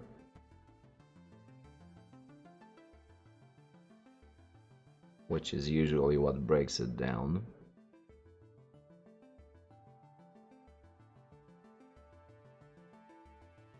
Because if you remember in previous streams, if I were to put my hand in front, it would change exposure. So not the focus, but the lighting. Which annoyed the hell out of me because it made some pieces of the stream hard to see. And it additionally distorted the perception of the colors.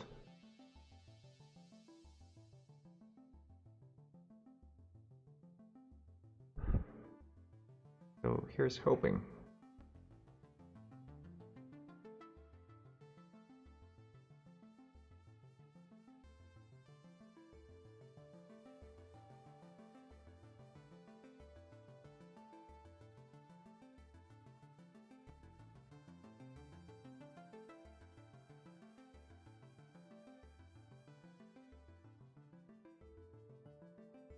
While I'm doing nothing, I might as well just show off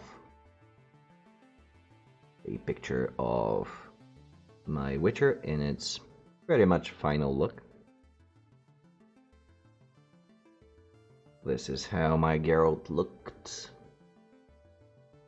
I did apply some dyes at the end of the game, so the red was a bit more pronounced, more vibrant. overall, he looked the same by the end of the game. This is the wolf. Cool armor set. It starts out looking pretty bad in its first level, but in its Grandmaster level it looks freaking awesome. Although I think this is just mastercrafted, and there's a level above where these shoulder pads and this are pure metal, and it's more shiny. That's just yeah, it looks cute. Also, the spectacles were this is The Witcher 3, the character of The Witcher 3, because you can do some customizations to him along the game. Yeah. So you can model his hairstyle, his facial hair, and of course the gear that he's wearing.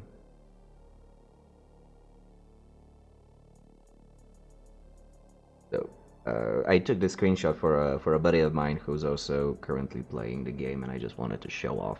So, oh, let me check this out.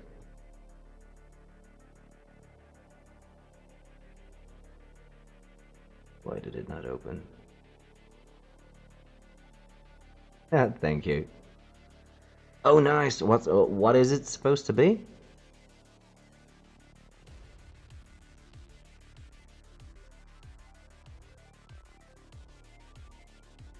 Very Cthulhu-like. That's a very Cthulhu-like head. I like it. Nice. Which Chaos God is he supposed to be associated with? Yeah, very nice. Nurgle, okay. But if you're going with a Cthulhu team, maybe substitute the wings for tentacles. Have you thought that? Okay, so okay, it's more of a. Oh yeah, I see. It's more of a mosquito type thing. Okay, that's very nice. Very cool.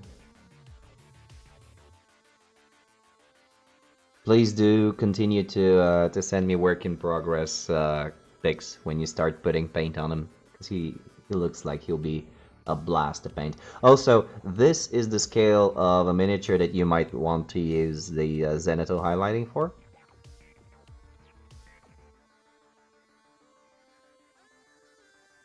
Yeah, right. Because it would actually have a point to it. It's a one-off, and oh, you're not gonna paint him. Okay. Still really nice. And very smooth on the green stuff, wow.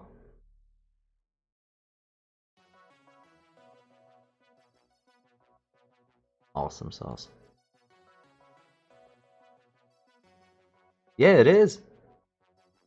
Considering that none of us has a lot of experience in sculpting, when I see such a smooth blend on the green stuff, I do acknowledge it.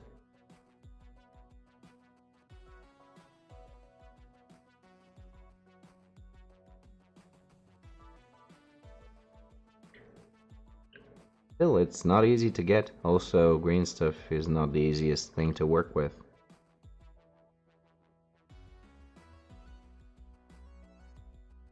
I think I mentioned this before. I do usually prefer the milliput,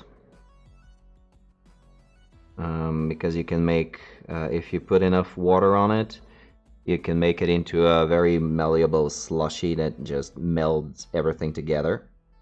But it makes a huge mess, so unless you get a fine hand again, a bit of a bitch to work. Okay.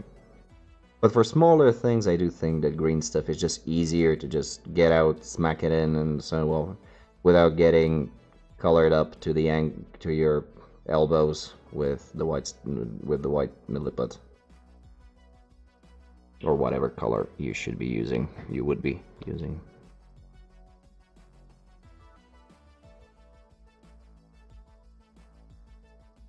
I did tell you about the time I tried to make liquid milliput for gap filling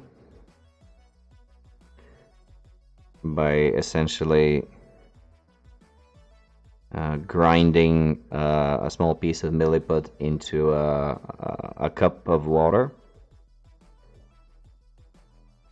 And I grinded it for like, I don't know, yeah, about half an hour. To the point where my fingers got all numb. And then I realized I have this ready from the Vallejo range. And I was like, oh man. Sometimes you gotta remember the tools that you actually have. You don't need to make everything from scratch, dude. Felt really stupid that day. Really stupid. But it did work. I mean, wasn't as effective, but it worked.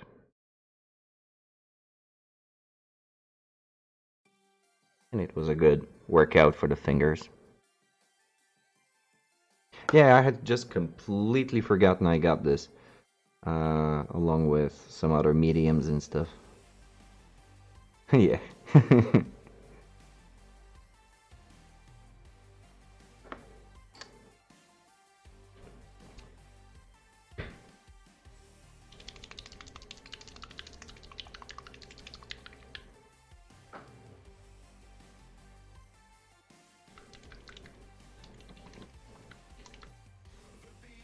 Also, as I'm painting this guy, I see that he would have worked well with some milliput, with some liquid gap filling here, because that's actually part of his head. It's not a color. And here and here, so one of these arms has a large gap. I don't know, something comes over me every time I build models, and I just blitz through the building. I don't put as much attention to it, mostly because I'm scared of the drying of the glue. That it'll dry on me and I wouldn't be able to place the pieces together as well as I would have wanted to. And so I'm always in a hurry, and I end up making even dumber mistakes than I would otherwise. Reference, of course, being the Norse team,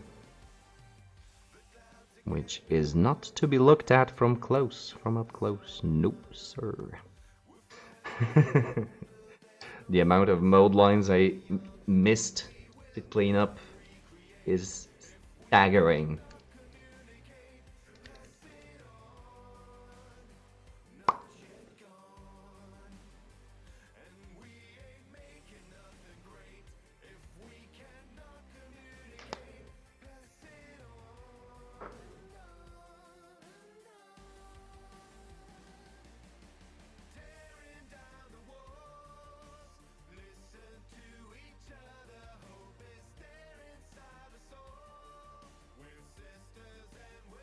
Too much water, damn it.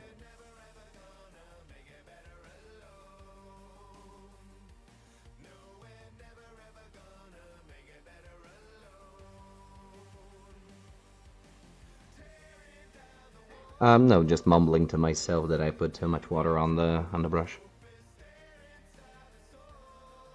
Yeah, just remembering my inadequacies when putting together models.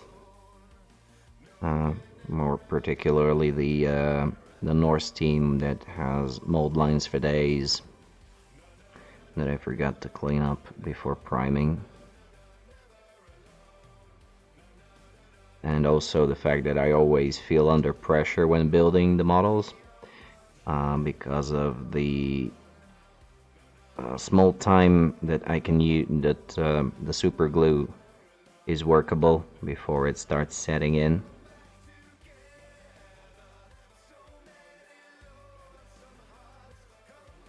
So I end up putting the models together rather sloppily.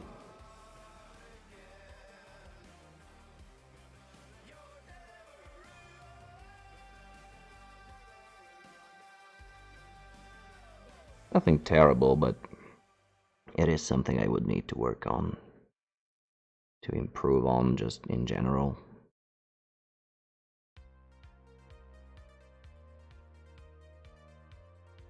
See, in this case, I think that I may have made a bit of a mistake here by desaturating the brown, because it's rather small details here and there, and I think that if it was kept to a more vibrant hue, would have made good contrast. Oh, I always do that. And that's actually why at the end of the day, because you don't always picture in your head exactly which parts of the pieces will be exposed to visibility. So when you put the mini together, it actually turns out that it's not exactly what you've been focusing on cleaning. So you have to clean it up once when it's in pieces, and then once again when you build it. And then again you usually have to clean it up again after the priming, because it also reveals some mold lines that were not necessarily easily visible at the start. Which is the point where I just give up, because setting up the miniatures for priming is something I kind of hate. I don't like priming.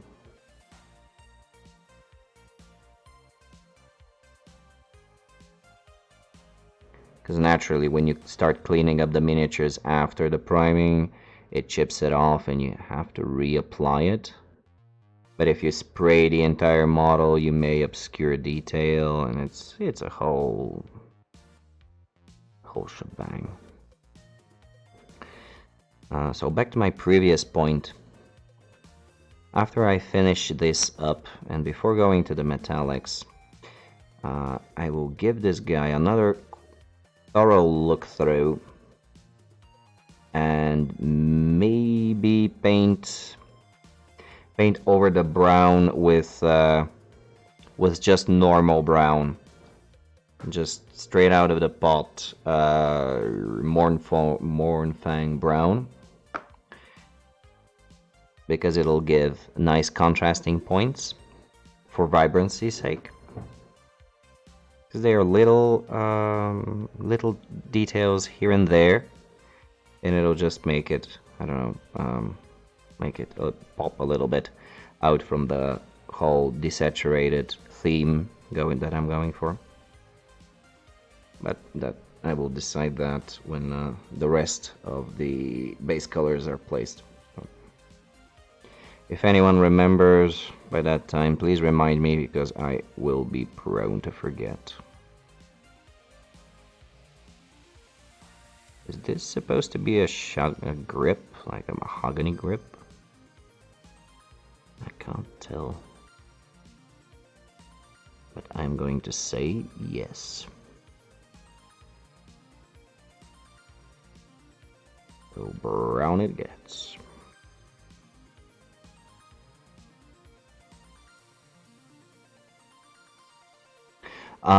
Once I put all of the base colors on the dude, to take a look again at the brown parts, particularly if I want to give them a brighter base color, just to emphasize them, because the way I look at them, they are pretty spread out and would make for good contrast points.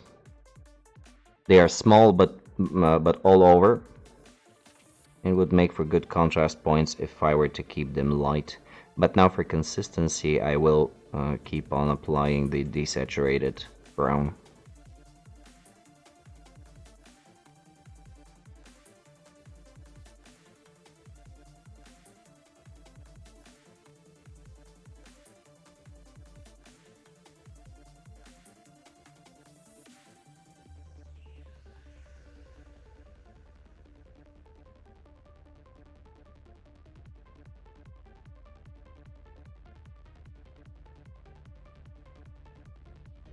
Also, another thing that will be a challenge for this miniature in particular would be to keep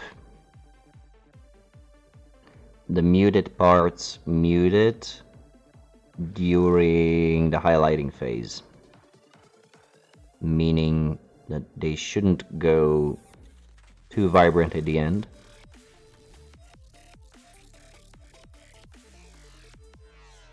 But we'll see. We'll see how it goes.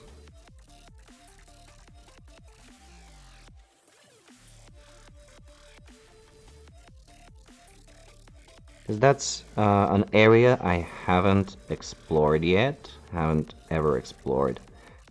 Playing around with the level of saturation of color in a in a targeted way. So isn't to be my intent to have saturated and desaturated areas.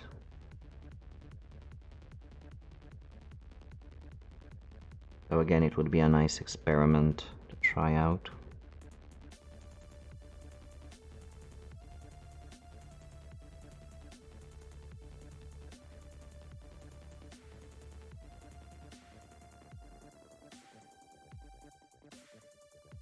Or if I should just keep him muted all over. I don't know.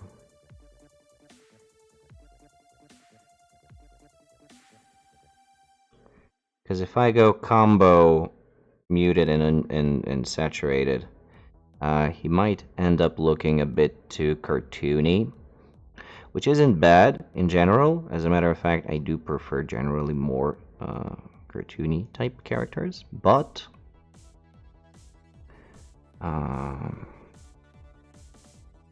it doesn't go well with weathering.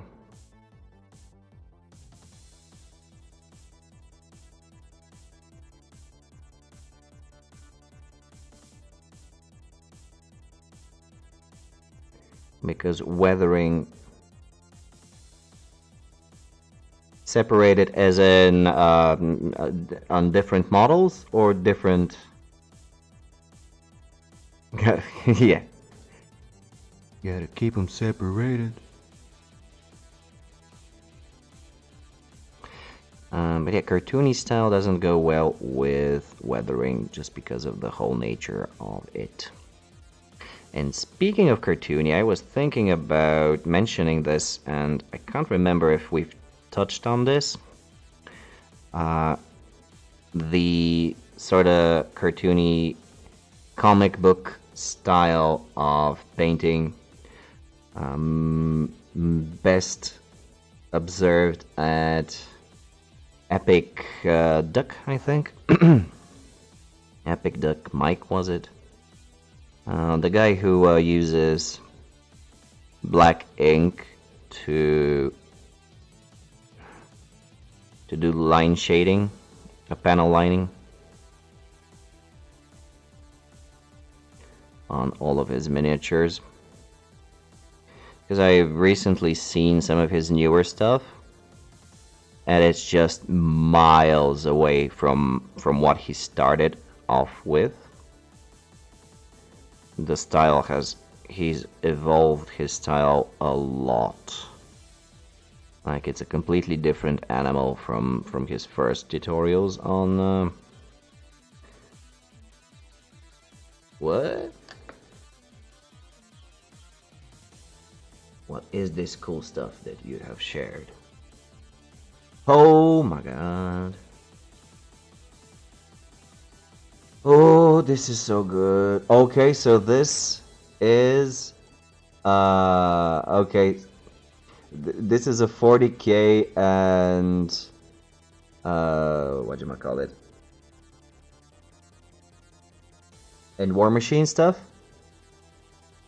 Because that head here, I think it's 100% Privateer Press Warjack.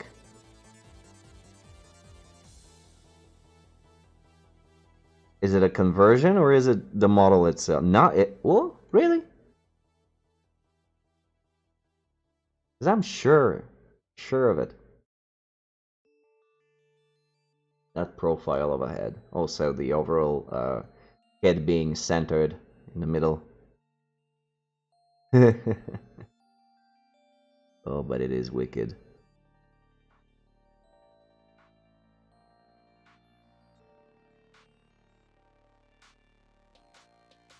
Ah, how about that?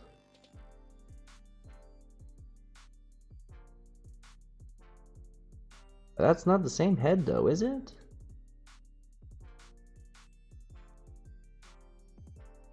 Ah, okay.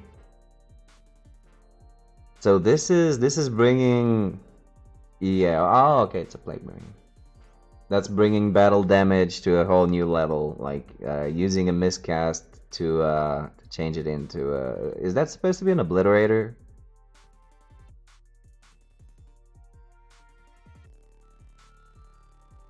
But it is awesome.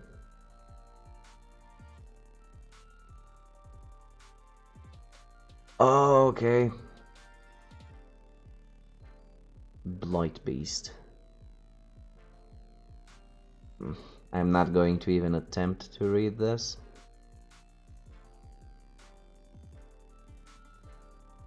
Shit. Nice.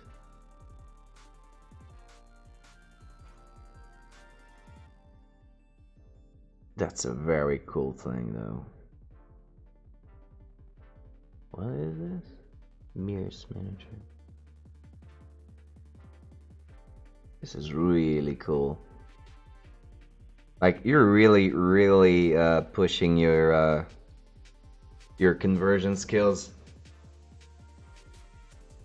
Hey, the stuff you come up with is very interesting.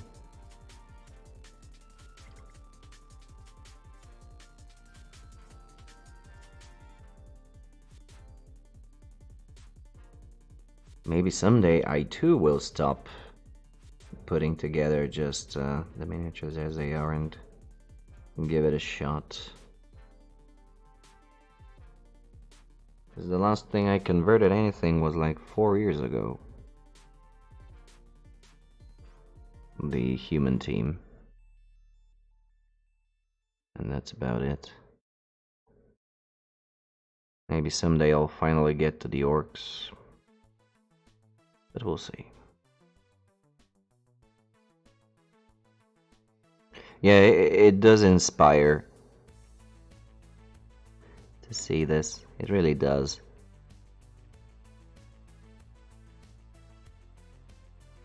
I always really enjoyed this orky attitude, as in, I've got bits. What can I do with these bits? Can I put them together and make something completely different? Yup. And there, bam. It's really cool, I gotta say.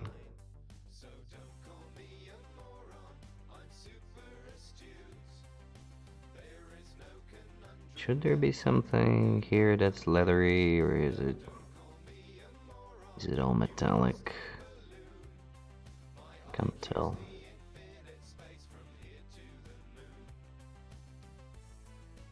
Okay, this will be leather. I have identified the sub part of the sub detail that I will make a leather. Jesus, these things are so detailed for real.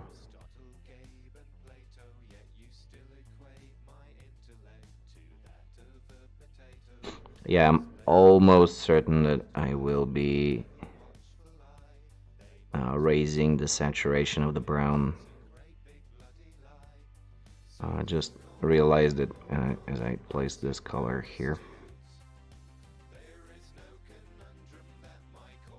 Because again, I will be doing the same process of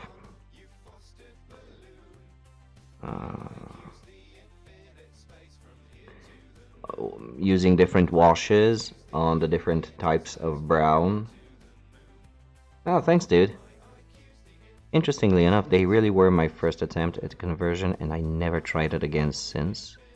And it was fun to do.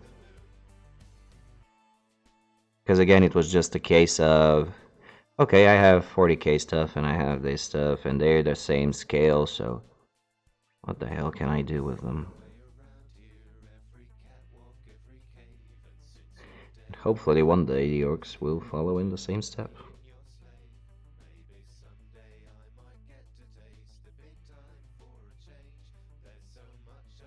I should also paint the bases for the humans as well, the rims of the bases.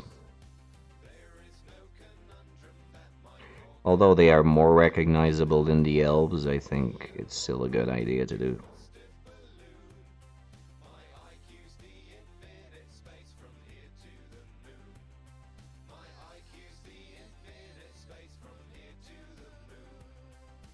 It makes them a bit more gamey rather than set piecey, but at the end of the day they are game pieces.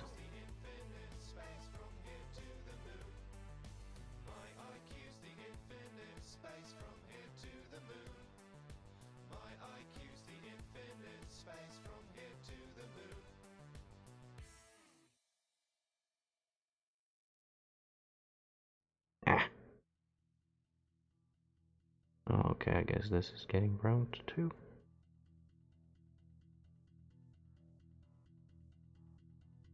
Yeah, that's how I decide coloring.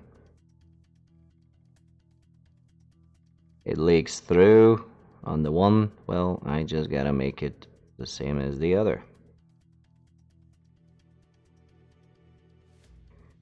Chaos theory in motion.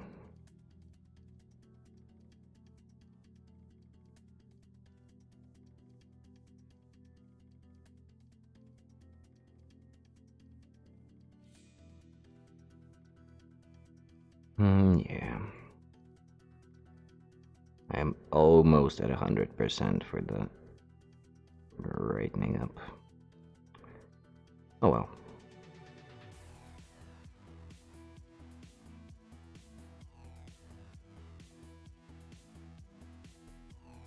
Which will actually give me the second color, which is nice. The second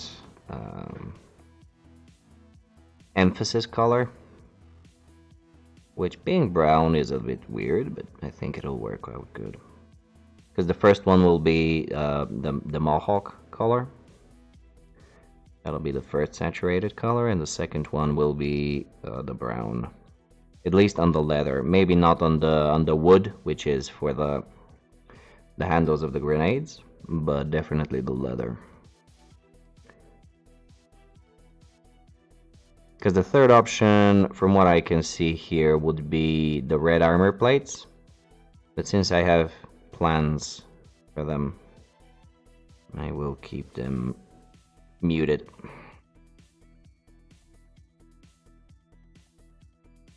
And I think 2 saturated colors is enough.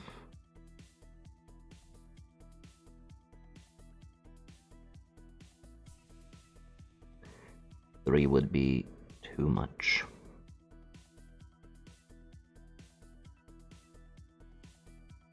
And would effectively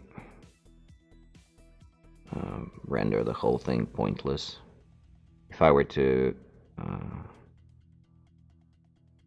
brighten up, to saturate the red plates, it defeats the purpose.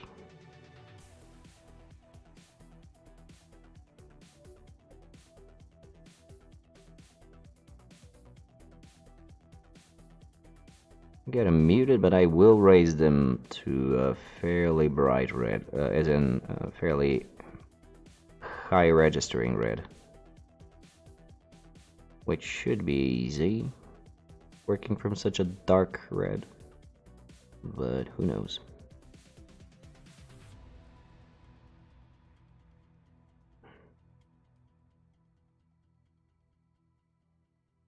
Who knows?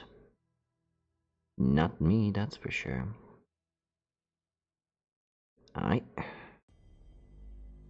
think we're done with the brown. For now.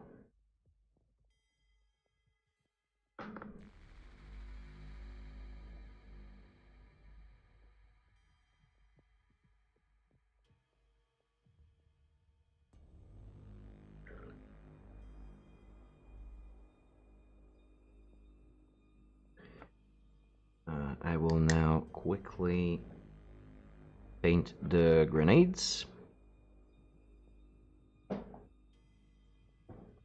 Because otherwise I am pretty sure I'll forget.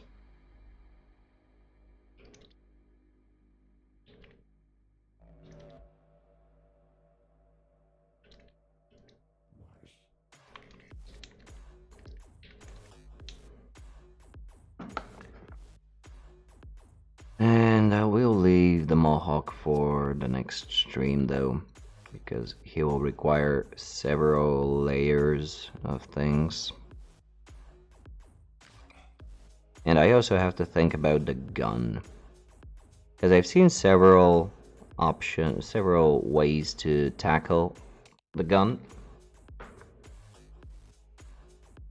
but I'm not sure which one I would like to use.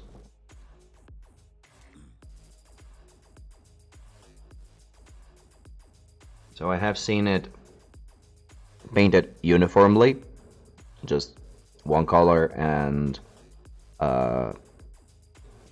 underline the details.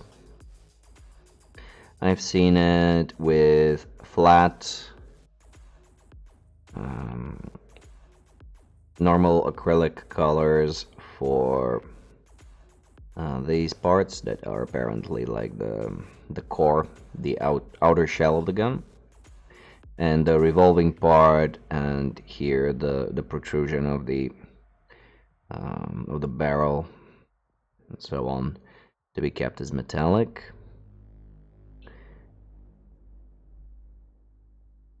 I don't know. Part of me. Also, I've seen it using different metallics. So, for instance, the revolving part is yellow metallic, and the rest is gray white metallics. I'm not sure. I'm not sure what I like about this. It kind of screams to me that it should be, just because out of pure habit from painting Space Marines, that the main part of the gun should be a flat color.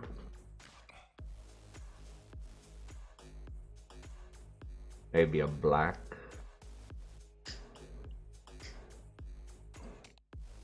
That I can then dry brush with gray metallic, with a silver metallic, to simulate chipping on the edges. Because that's pretty much the only type of weathering I have ever been able to do, and I think it'll look good on this.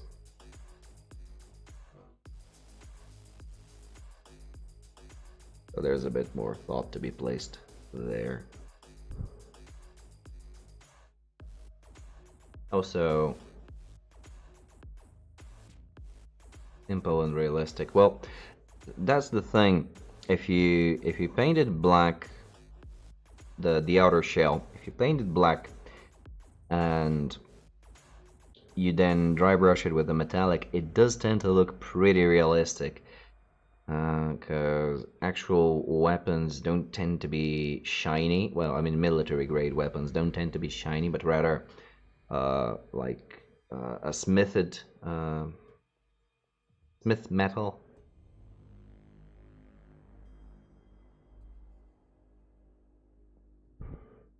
Like black iron, that type of thing.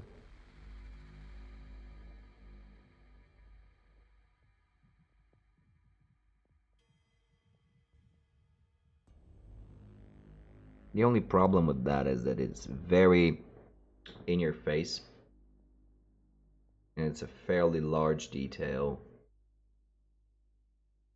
But if I don't like it, I'll just repaint it. We'll give it a shot like that and see what comes out of it.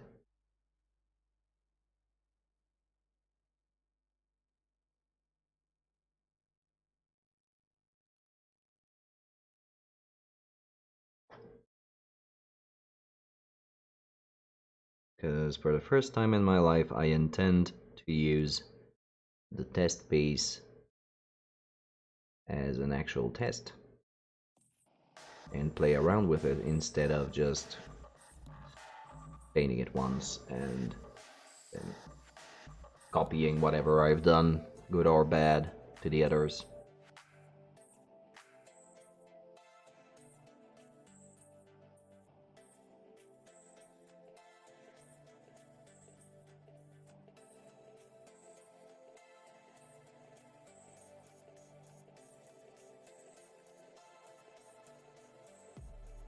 We'll see.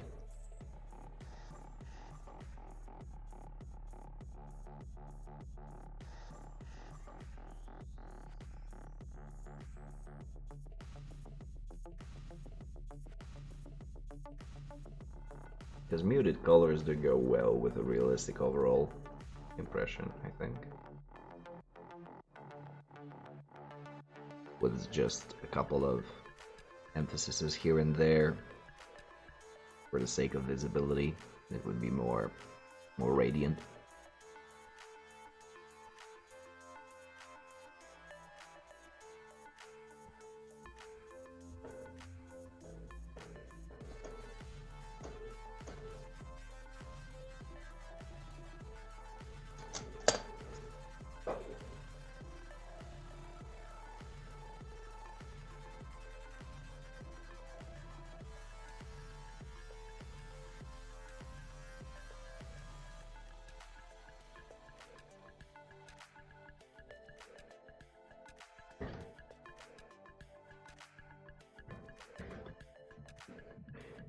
I would like to make something some part of them recognizable on the table, because they will be amidst a lot of 3D terrain that will also be painted.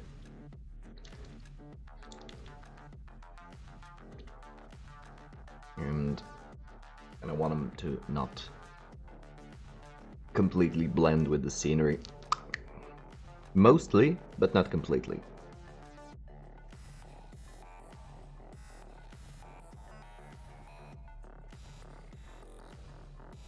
That's a good green. It's muted as it is, but shit. Put too much water in the wet palette.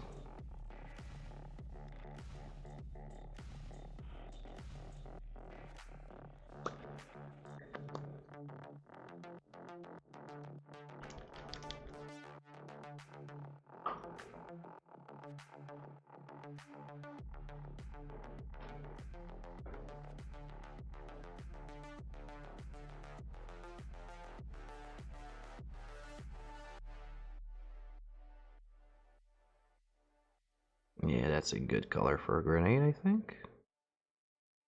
Be a little bit more green.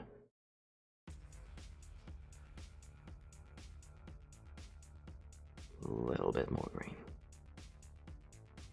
Just so it actually registers as green and not just some lots of shit. Come here.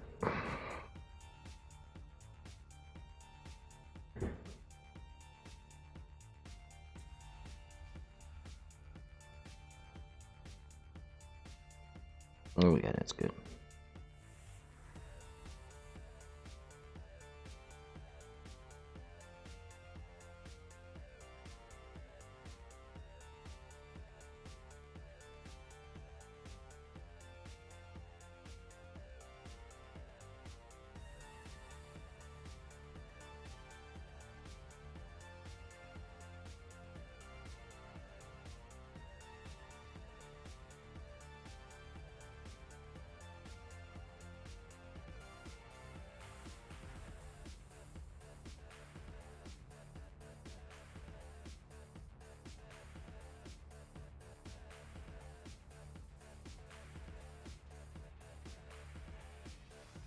I don't want to overly detail the grenades. Because you could put one color here and the cap be a different color and the other grenade to be a different color. But I don't think it'll work because it's, again, it's standing out from the model. I don't want it to look like a separate piece. So I'll just smack it all with this green. Try and tie up what's physically standing out of the model a little bit inward to the hull composition.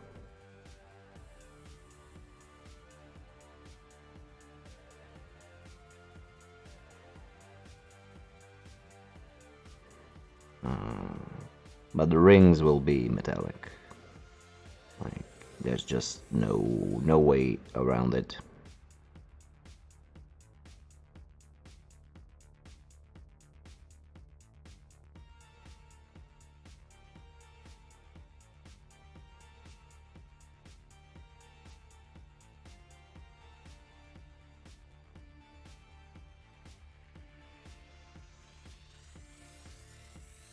It just begs to be metallic. Maybe I won't highlight it too much, or I'll use a darker yellow, like a copper.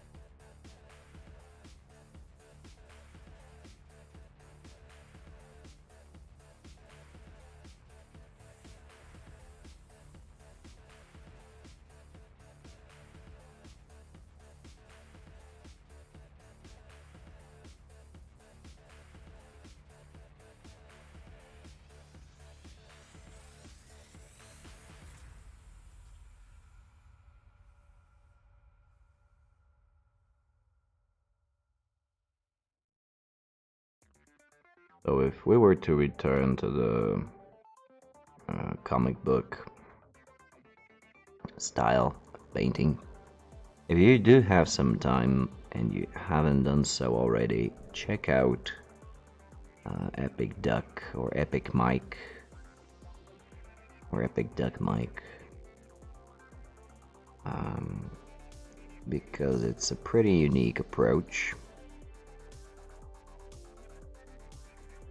that has now evolved into a style of itself, and it is an interesting alternative just to keep in mind. I would personally like to try that sometime, but it'll probably be on a Blood Bowl team. And also, if I were to try it, I would also need to... I would definitely try out his earlier approach, so with starker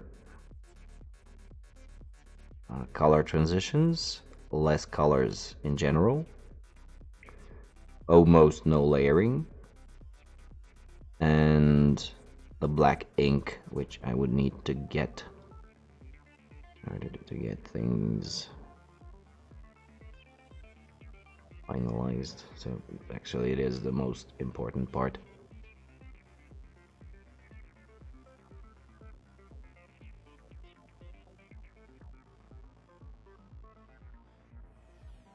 Also, I would like to just have some black ink, even if not for this particular use, just so I can do some panel lining if I ever get to painting something more mechy, where I don't necessarily want to build up too much of a color transition on plates, and still add a good amount of contrast to each detail. Black ink is a very good way to do so. And it also requires a very steady hand, because the ink goes in like one go. a single coat. Although I don't think you can call it a coat because it's just a line. But whatever.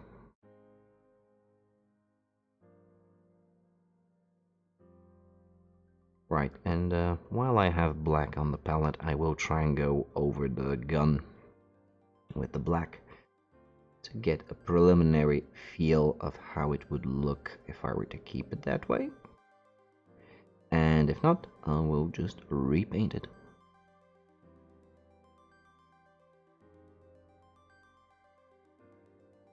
There was a nice painting meme with the test mini.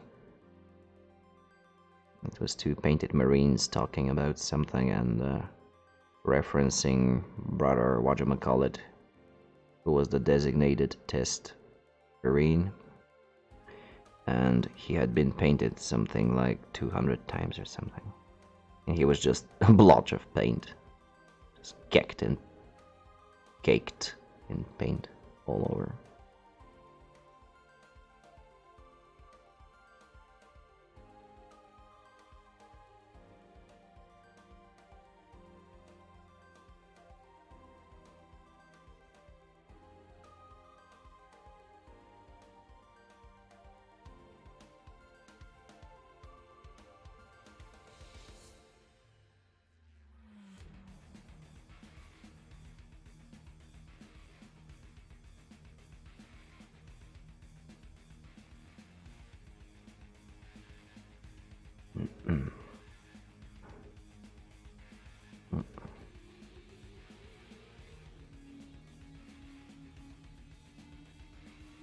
Sorry if I went a little bit out of frame there.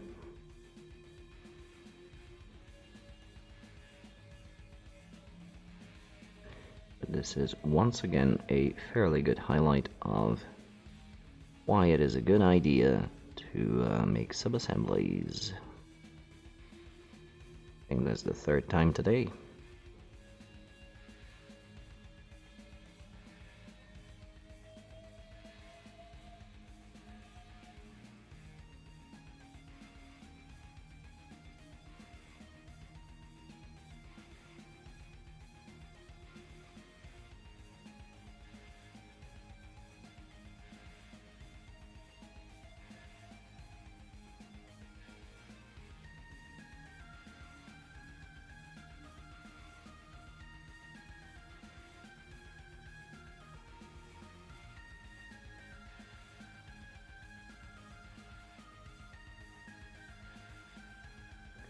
After I'm done with that, I think that I will be closing the stream,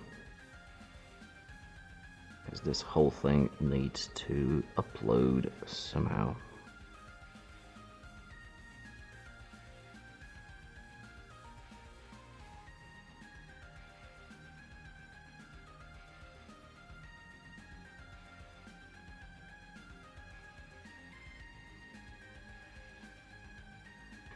I might do a stream tomorrow as well, although maybe I won't, because of the children's flu vacation. I won't be having karate tomorrow.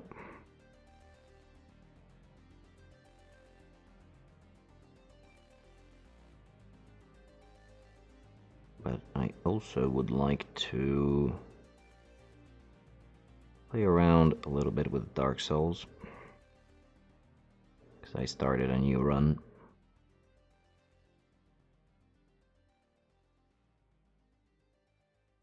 And would like to kill those gargoyles.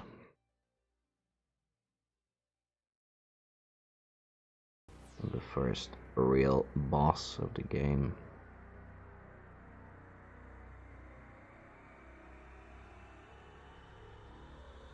But we'll see.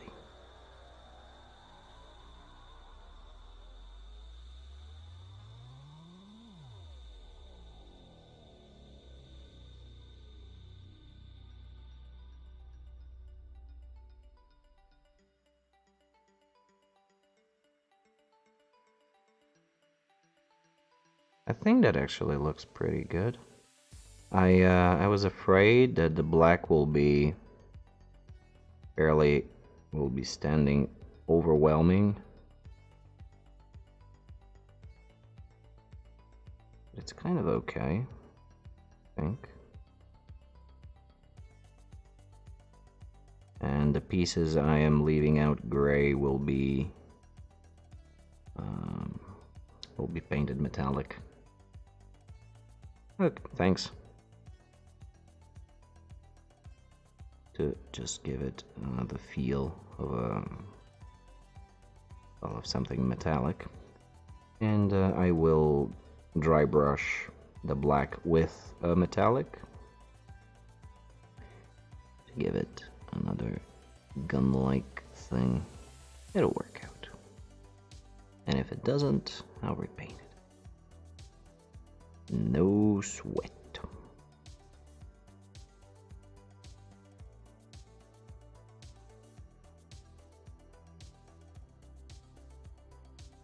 Is there anything else? Needs to be black.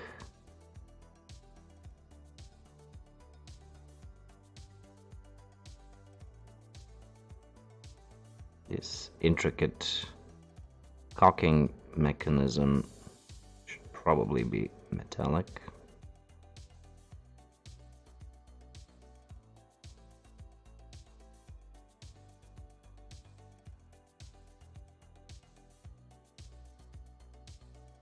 A very weird mechanism. It's a very steampunky cocking mechanism that I wouldn't necessarily expect to be part of the design of a gun with this particular style. I mean, this part here, this whole thing, it looks like a flintlock cock, but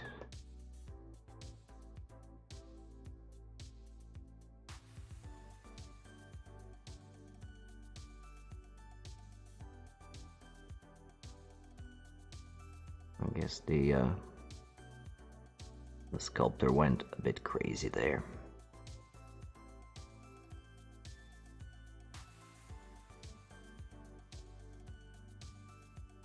Yeah, bed and black is a good color. Could use it more. Come to think of it, I almost have no pure black details on any of my minis. Weird. Good color.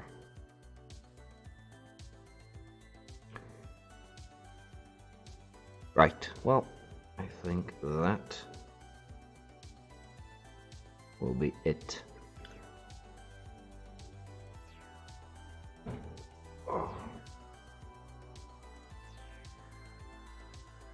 For today. Yeah.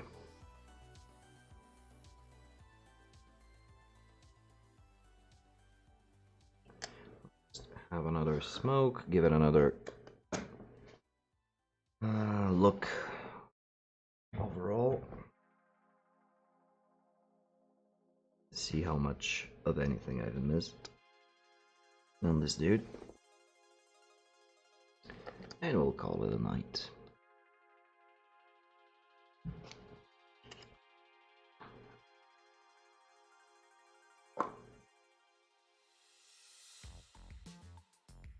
Thank you too.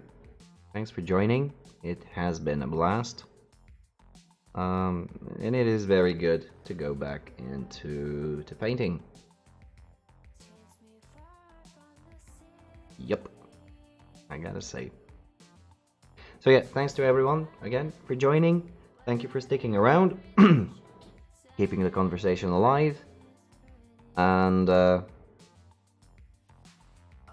as usual, keep doing what you love, loving what you do. I have been Bachakolio. See you again on Tuesday at the latest, and until then, have a good one. Bye guys.